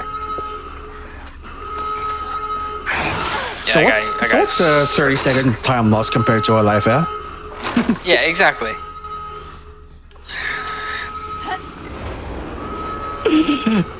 Oh man. All right. So that's tape. We made it through tape. We did not die. We didn't have any massive hiccups, and so far so good. You know, I gotta say, I'm very happy with so far how this run's been going. Yeah. Madhouse can just be tricky. Like, it can be hard. It's super hard to do. Just like do runs in and do marathon stuff in because it's risky. The chance of death is just so high. So very happy so far with how it's going. This is, I think, my third time running RE7 on Crypt specifically, and I think each time I've ran Madhouse, and the 2 times before I've died somewhere. So far we have not. Yeah, you pretty much top those runs. Nice. Yeah, we just got to make it through salt mines without dying. Oh, so I mean, also as well, I like the holidays. I like holiday themed games. And it's nice kind of having a game once a year. Yeah, absolutely. Yeah. And out of all of our RE games, what RE game gives you the most like warm family feeling more than Resident Evil 7? Well, that's why I pair with Code Veronica. Exactly. Yeah. It's perfect. Perfect. See, he got sick after Maybe too much even script. He'll walk it off. Yeah, walk it Yeah, out. exactly. He just he ate way too much stuffing. That's gonna be me after. Yeah. That is usually me. I eat so much. I'm not even kidding. I love stuffing so much. Oh, I mean, hopefully I don't die, but like, you know. Yeah, don't die. You must have That'll had be yeah. me just Yeah, on the he ground, decided so. after dinner he hasn't had enough, so he decided to go for Arby's. It's the nap. Oh no. It's the nap. The power nap post post Thanksgiving meal is always a feeling. Not gonna lie, I had a bit of a meal before my run, so yeah, I was feeling it during my. Very sleepy. Guys, I gotta ask, favorite dish by the way. What's your go-to, your favorite one? From Thanksgiving? Yep, I'm a stuffing man. I like stuffing. Yeah, I'm stuffing all the way. I'm not American, so I'll just. Oh put yeah, in- that's fair. Yeah. Yeah, I'll put in whatever dish I like. Maybe bouillabaisse. That works. That does work. Honestly, it's whatever food you like. Like, see, Thanksgiving isn't like standardized. You can have whatever food you want at Thanksgiving. That's the best part. As long as like if you bring it, you can eat it. That's the best part. Realistically, if Yeah. non-American, it's much more everyone in the country gets a day off for the most part. I see. Yeah, good. But I then getcha. you get the day off, you get to spend time eating food with family and friends. Nice. Good time. I'm happy to say I do have the day off tomorrow. Oh boy. Very exciting. Yeah. Sweep the leaderboard. And then for those that don't, hopefully won't be too busy, and hopefully the holiday pay will be good. Yeah. Yeah. No. Yeah, I'm a work on Christmas kind of guy though, because I do Christmas Eve, but Fair enough. that's coming up later. Oh, you have a show. Oh lord. That's stuck Come a on, little that. bit there. So, fun fact about Resident Evil 7, and I love pointing this out every time, is because I love Resident Evil Revelations, is that Resident Evil 7, this boat section, is made very similarly to that of the Queen Zenobia from Resident Evil Revelations. Oh, yeah. And the reason for that is because I think it's the game director of Resident Evil Revelations is the same one that directed Resident Evil 7. Oh, okay, good. Yeah. And it's the only 2 games they directed for Resident Evil. And there's like an Easter egg in Resident Evil 7 that made Revelations canon, which is a book in the baker's living room that tells the story of Revelations. I don't know why you couldn't top that ship. You had to make this one. Yeah, that was a pretty rough ship. Doing this again was kind of Yeah. messed up, but It was gorgeous. yeah. It was great. I'm a big Yeah, fan. yeah, big fan, We yeah. go 60 FPS here to kind of break that fat molded AI, so he can't really hit us, and then he He goes takes a nap. He just had too much Thanksgiving. He's going to take a sleep. So there's another thing. He melted. He He melted. Yeah. Right before I saw, so there's a thing there called God doors. So basically, you walk into a door, you do a kind of specific line and do a tight turn. By the skin of your teeth, you can make it out of that door before it even closes. So since it is Madhouse and that mold is right there, yeah, that I think it's his hitbox that keeps that door open. Yeah, the fat mold that keeps the door open, which is very nice. Actually, makes your life a lot easier. Free time save, basically. Free time On save, easy, yeah. you don't have that. You have to do the line perfectly, and it can be so sad to watch the door close on you. Oh yeah. Don't let me out. All right. Yeah. So basically what we're doing here is the whole idea of doing the tape and doing the tapes throughout the game as you would casually is they kind of explain what you're supposed to do. They're kind of your guide through the game of what you should be doing and where you should be going. So the tape basically tells us we need to get that elevator working. We need to go back downstairs. We need to get to Ethan. So we need to get a fuse and a power cable. We already got the fuse, so now we just got to get this power cable. When we grab this, a fat molded and a regular molded are going to spawn right behind us. But hopefully, at the very worst, we maybe eat one cheap shot.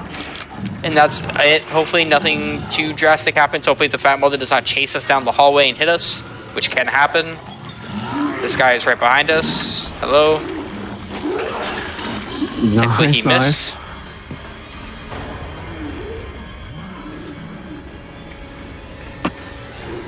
Oh.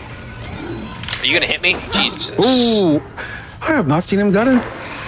I have not seen him do that in quite some time. Happens every once in a while. Like you can kind of hear the pitter patter of little footsteps behind you, and you turn around and it's him. I mean, I've heard it in my time, but he almost never catches up.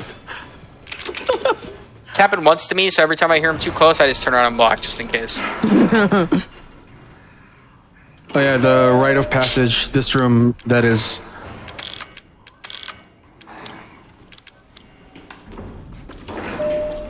All right. That's the very last part of ship. This is kind of like ship tape 2.0, where you run through this area and there's a bunch of molded. This one is not as bad as ship tape, but it's still a little rough. This guy might cheap shot us. He did not, so that's good. And now we kept one extra bomb here just to get rid of this guy.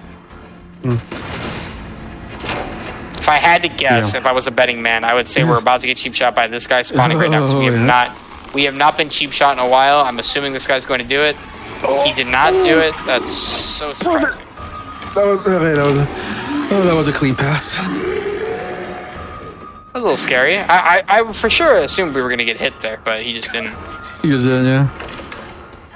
Oh yeah, he had Thanksgiving got to him. Yeah. We're going to do a retry here. We haven't done a retry in a while, but this one basically skips this little load, takes us right to the cutscene. Oh right, you use this one for here too. Yeah, I think it is one of those SSD dependent retries, right? Yeah, this is one. Unfortunately, the one retry that really hurts the most that we don't get on Madhouse is the Salt Mines retry. There's a retry you can do in the Salt Mines that gives you like a speed boost that is so outrageous it saves like 16 seconds. It is so insane. We don't get that checkpoint on Madhouse, unfortunately, so we will not be getting to do that. Unfortunately, yeah. It's really tragic. But Salt Mines is going to be the last like big condensed run can die point. Because the salt mines is essentially a gauntlet where we're running through the salt mines all the way up to the top, and there's molded everywhere, and we have to get to the end to climb the ladder. There's 2 fat molded that are going to spawn, and there are bombs all over the ladder, so we have to take care of all of this before we can actually get out and go to the end of the game. So hopefully things go well and we don't have any issues, but you know, it's a video game, and sometimes you don't have control over everything. It is a total meat grinder. Mine's is. Yeah. I started pointing something weird about this cutscene, and it always makes me wonder every time. There's that one where he doesn't have a head, but also, if you listen to the dialogue, like Jack's mentioning, like, "Hey, my family's perfectly okay. We're not monsters," and the way he makes it sound like he's like, "I'm not a monster. Marguerite's not a monster. Lucas ain't a monster." Hell, even Zoe's not. Yeah, I know what you're saying. Zoe's the worst one. I don't know why he said that. Like even Zoe, like even I don't. If he had said even Zoe's okay. Zoe. If he had Like, said even even Zoe. Lucas, if he had said like even Lucas, I would have got that. Oh yeah, totally. But I don't believe you. Zoe here. And Zoe's just the nice one. But She's the one in hiding. yeah, I like that she just looks at him immediately like, what? What? Even me? Yeah, Jack Baker has no torso here. Only his head shadow is modeled or rendered. Also, It's kind of funny. pointing it up for the DLC End of Zoe. 'Cause a lot of people like Joe Baker, but like Joe Baker, like it's weird because Zoe entirely ignores him and like Ethan, thank you. Thank you for saving me, Joe. Yeah, she gets this guy. Get him out of here. Yeah, it's like she gets one collect call from Ethan, who's like, "Yeah, I sent the guy." One guy, yeah, he thinks. She thinks. Meanwhile, Joe's like, killing all the mold men. He's like, you okay? Oh, Ethan, thanks. Poor Joe. End of Zoe, a fantastic deal. Actually, all the End of Resident Evil Zoe. 7 DLCs are so unbelievably good. I would highly recommend if you played Resident Evil 7, you should play Not a Hero. It's a free DLC, very good DLC, and then Good purchasing speedrun. End of Zoe. Yeah, also a great speedrun. So is End of Zoe. Very short, I want fun to go runs. back. Banned footage is a lot of fun. The escape room Absolutely. one, Oh, yeah. Oh, yeah. 21. I love 21. That's a fun one. The Escape Room 21, which is the Escape Room one is called Bedroom. Super fun, very fun speedrun. It's just a couple minutes long. Yeah. And Daughter's also very good. All canon, mind you. Very Okay. good experience. Hell yeah. You did think about sweeping the DLC boards, like all of them. I went through a good majority of them, but there's some that I can't. Like Jack's 55th. That's not Jack's 55th birthday is a very interesting little party one, but I do have a handful of DLC records as well. Oh, yeah, pretty much, yeah. For all of its purposes, yeah, you got them all. Yeah, that is shit. That's the end of the Mia section. Now we get to play back as our boy Ethan. Yeah. And now we are approaching the salt mines and to come to the last stretch of the game. So I'm going to mention something here since I have a minute. We have recently discovered something on the Steam version of the game or the up-to-date Sarah D version of the game. Now, what that means is this version of Sarah D that I'm on, the PC did not get the RTX update on the Sarah D version of the game. So we don't have the newest update, which means our version is a little bit different than console Sarah D and the Steam version. They have the RTX update. Now, why that's relevant? It changed the way the engine works. So there are skips that now exist in that version of the game. The biggest one and coolest one I unfortunately can't show off because the version I'm on is a manipulation using the grenade launcher. And it happens in salt mines where we can essentially shoot the grenade launcher or use a bomb to throw ourselves out of bounds. If you're familiar with Elden Ring zipping, it's a lot like that. We go flying. It really changes the game, but unfortunately you can't do it here. But I really wish I could because it is a super cool tech. Oh, I would have loved to do that. Yeah, we're gonna make a save here. I've had my fair share of zips in recent times.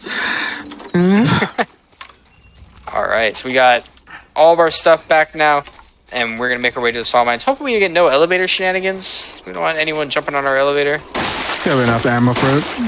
Let's roll with them. Oh, Oh, Lord. button skip. Oh, buddy. It hurt, but we got a button skip for it. You see how fast our button animation was? That was crazy. Oh, yeah. That was instant. All right, so we're just By gonna the way, look. I want to mention, because you're talking about all the runs that you've done and fun moments. My favorite moment I think I've ever seen in RE7. You posted on Twitter, there's one time I think you're on like record pace, and the minecart just vanished. Yeah, the minecart phased through the wall. I still think about that sometimes. For Yeah. context, for chat, in a moment here, there's like an animation where it's like a puzzle where you find a minecart and then you're supposed to just push it down a ramp and it breaks a wall. What Zeke did was he pushed it and it just phased through the wall and it soft locked the game. Yeah, it was such an devastating. interesting experience too. Like, and that was like such a weird thing that I couldn't even begin to understand how it happened. It's this right here, where we basically come around here and we push this minecart, and it goes through this. Please don't let it happen. Oh, like, no, it's almost. no, please, game. It'd be funny. I'm not gonna lie. It would be Funny. Okay. Oh, there you go. We're through. We get to finish the game. Yeah, that basically just went through the wall and it didn't break. It was the most dumbfounded I've ever been playing this game, minus the one time where Ethan started T-posing for no reason, and I couldn't understand why. Oh, Lord, it did whatever.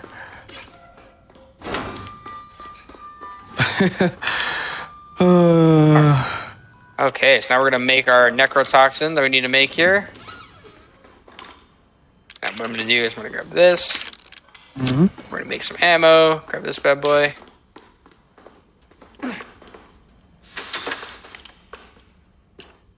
And we're gonna make one final save before we do the salt mines here. I have 32 shotgun shells. That is insane.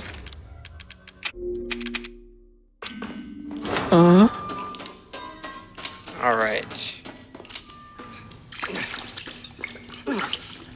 So now this is the salt mine gauntlet. This is gonna be very.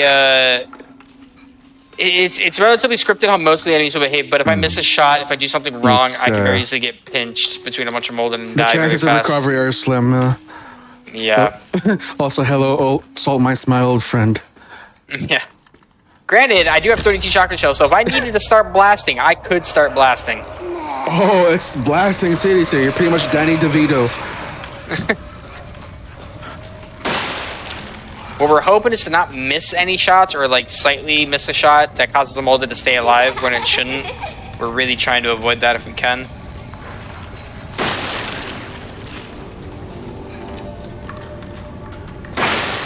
Okay.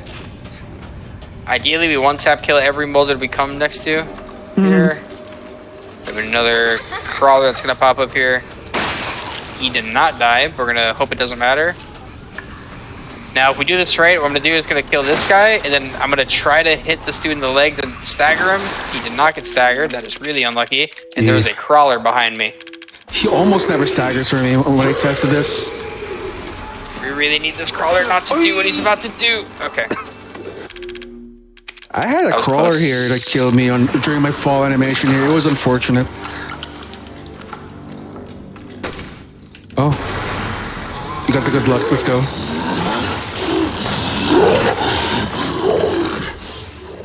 Did I really get all three? That's crazy. I actually got all three. Oh, wow. Oh my god, I'm getting flashbacks on one of my record paces runs. I was literally remember saving that a run. minute. Oh my god, I thought you were there? Oh lord. I thought one of them woke up and was about to hit me actually for a second there. Yeah. But yeah. It's all right. We did it. Crisis averted. Crazy, but yeah. We're done. We're GG. Yeah, now we just got to make it through to the end of the game to probably, in my opinion, where the game made me a little sad in terms of like how it could have finished is the final boss fight is not really even that. They could have done better, and like you like Evelyn is kind of a letdown. I think Capcom made a fantastic, beautiful game. They could have done so much better there. A letdown's putting it lightly. Literally, you can hold up your mouse, not even aim. You can just hold up your mouse the entire just time. tap, tap, tap. Maybe scroll through your weapons for the one shot you have to do, and then just rapid fire. Yeah. I mean, the worst thing you can do is come into that fight with barely any ammo. Yeah, but the game gives you like a big set right at the very end. yeah, So yeah, pretty it's much, one of those like it was meant to be like a set piece, but it didn't like it's not like the other games, right? Think about the other games where we have final boss fights, right? Think of Village, Resident Evil 4 remake, even 2 remake, 3 remake. The final boss fights were very engaged. These are boss fights that required a lot of effort and like mechanics, and it just didn't like. Unfortunately, the last boss fight of this game truly is Jack 3. Yeah, he's a true boss fight. Well, we went through all that for the final boss fight to be able to let down. Yeah, not even engaging. Yeah, I remember playing this couch. I was really hoping for some exciting fight with Evelyn, but unfortunately, it turns out not to be that. Actually, the hardest part of Evelyn is doing the injection. You're not gonna go for a one cycle, are you? You can't do that on Madhouse. Yeah, I wish you could do that on Madhouse, but you Me can't. too. You know what? It's actually kind of weird now I think about it, because they actually do make a decent Evelyn boss fight in the RE Village DLC. Oh yeah. Yeah, they do. And like you're fighting like the little girl. You're not like fighting like big monsters. Like just her. That fight in Shadows of Rose is Yeah, so it was a good fight. I like it. Get around this corner here, block into the wall. Let's go. Now we're just gonna run up and inject it. GG. Pretty much an auto scroller here now. Yeah, it's a very long auto scroller, but we're basically in an auto scroller here until the end of the game. 3-minute auto scroller. Yeah, so turns out the little girl was the grandma. Evelyn was the oh my god, like grandma was Evelyn. Yeah, she had a crazy do-over. Pretty metal, I'd say. Yeah, she got that gel stuck in her hair a little bit. Oh yeah.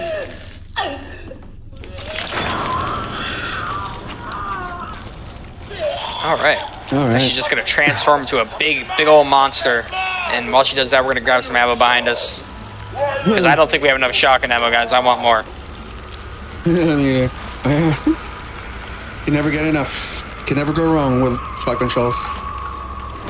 See? All right. So the way this works is you just do 1 shot with that, 2 with the shotgun, and then you just dump 10 of this. And that's the fight. So that's auto scroller part 1. And there's another part of it that comes up in a moment, which is all on rails. You don't really do anything. We're kind of waiting for Evelyn to pick us up here, which I think like we give the fight a lot of stuff, but I think the fight looks like it could have been great. They had the foundation of what could have been a great fight. It looks sick. Evelyn's massive, this huge monster, but they kind of dropped the ball a little bit. The fight is you can literally pick up your mouse right now and you can beat the whole fight without aiming. Yeah, like, you probably set the load up. Actually, you probably use the enhanced ammo that you have in rapid fire. Yeah. Well, the part she picks you up, you do have to like shoot her, but you have to just wait for her to pick her up. But yeah, I know this because I did this literally last night, where I had to fire 2 grenade rounds. I scroll wheeled over to my launcher, so it took me 2 shotgun shells, 1 launcher round. I pushed the F key to grab the Albert when it happened, and I never aimed. I just held my mouse up to the camera. It is. For speedrun purposes, like here at this point, it's optimal to like pull your mouse down so you can very quickly shoot at her arm. But yeah, you are right. So with the Albert part here in a second, it is optimal to pick up your mouse and not do anything besides just shoot. So like right now, what I'm gonna do is I'm gonna wait for the Albert prompt to come up, and we're gonna pick it up, and you'll see me pick up my mouse, and we will just spam the left click button. Hopefully it's a 4-shot. We're hoping for a 4-shot. Okay, so we're gonna pick this up. My mouse is right here, and I'm gonna just click. Oh, yeah, you can see the screen. Yeah, you guys can see. 1, 2, 3, 4. GG. 4-shot. That's easy 4-shot. That's Madhouse new game. I hope you guys enjoyed. I'm very happy I was able to show off the out of bounds in all of its glory. The new out of bounds for those. Thank you, Demented Salad. Yeah, thank you, Sal, for helping make that, and for runners new, potentially new and old who have not seen that. That's what it is, and that's what we do with it. I'd love to test that. Yeah, it's a fun one. It's super fun, cool. right? I like it. Time will end here in a moment when the screen goes black, and time. GGZ. Mighty fine Thank work. You very much. Clean. That was a I think one of my cleaner Madhouse runs. That was a 134.22. Not bad. Not bad. On a marathon, no less. With saves. Yeah. And we didn't have to load any of them. Exactly. That was a very, very. I like that run. I think it went very well. And thank you again, Ish, for the comms. I appreciate you. Appreciate you helping out. Me. Yeah, it was great. Thank you. Yeah, of course.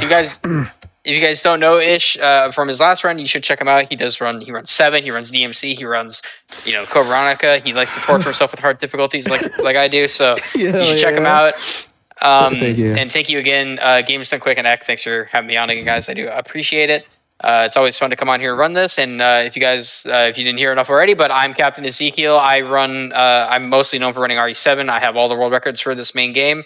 I also run Resident Evil 4 Remake. I've been recently running Separate Ways Professional. So if you're interested in looking at that, I've been doing that lately. So again, thank you guys. I appreciate you having me. Also, yeah, I'd like to take this opportunity to thank Eck. Yeah, I didn't get a chance to on the last round. So yeah, thanks Eck again for assisting me in commentary. Absolutely. It was nice. I know both these runs pretty well, so it was great having you both on. Yeah, cheers. Happy Thanksgiving, by the way, guys. Yeah, absolutely.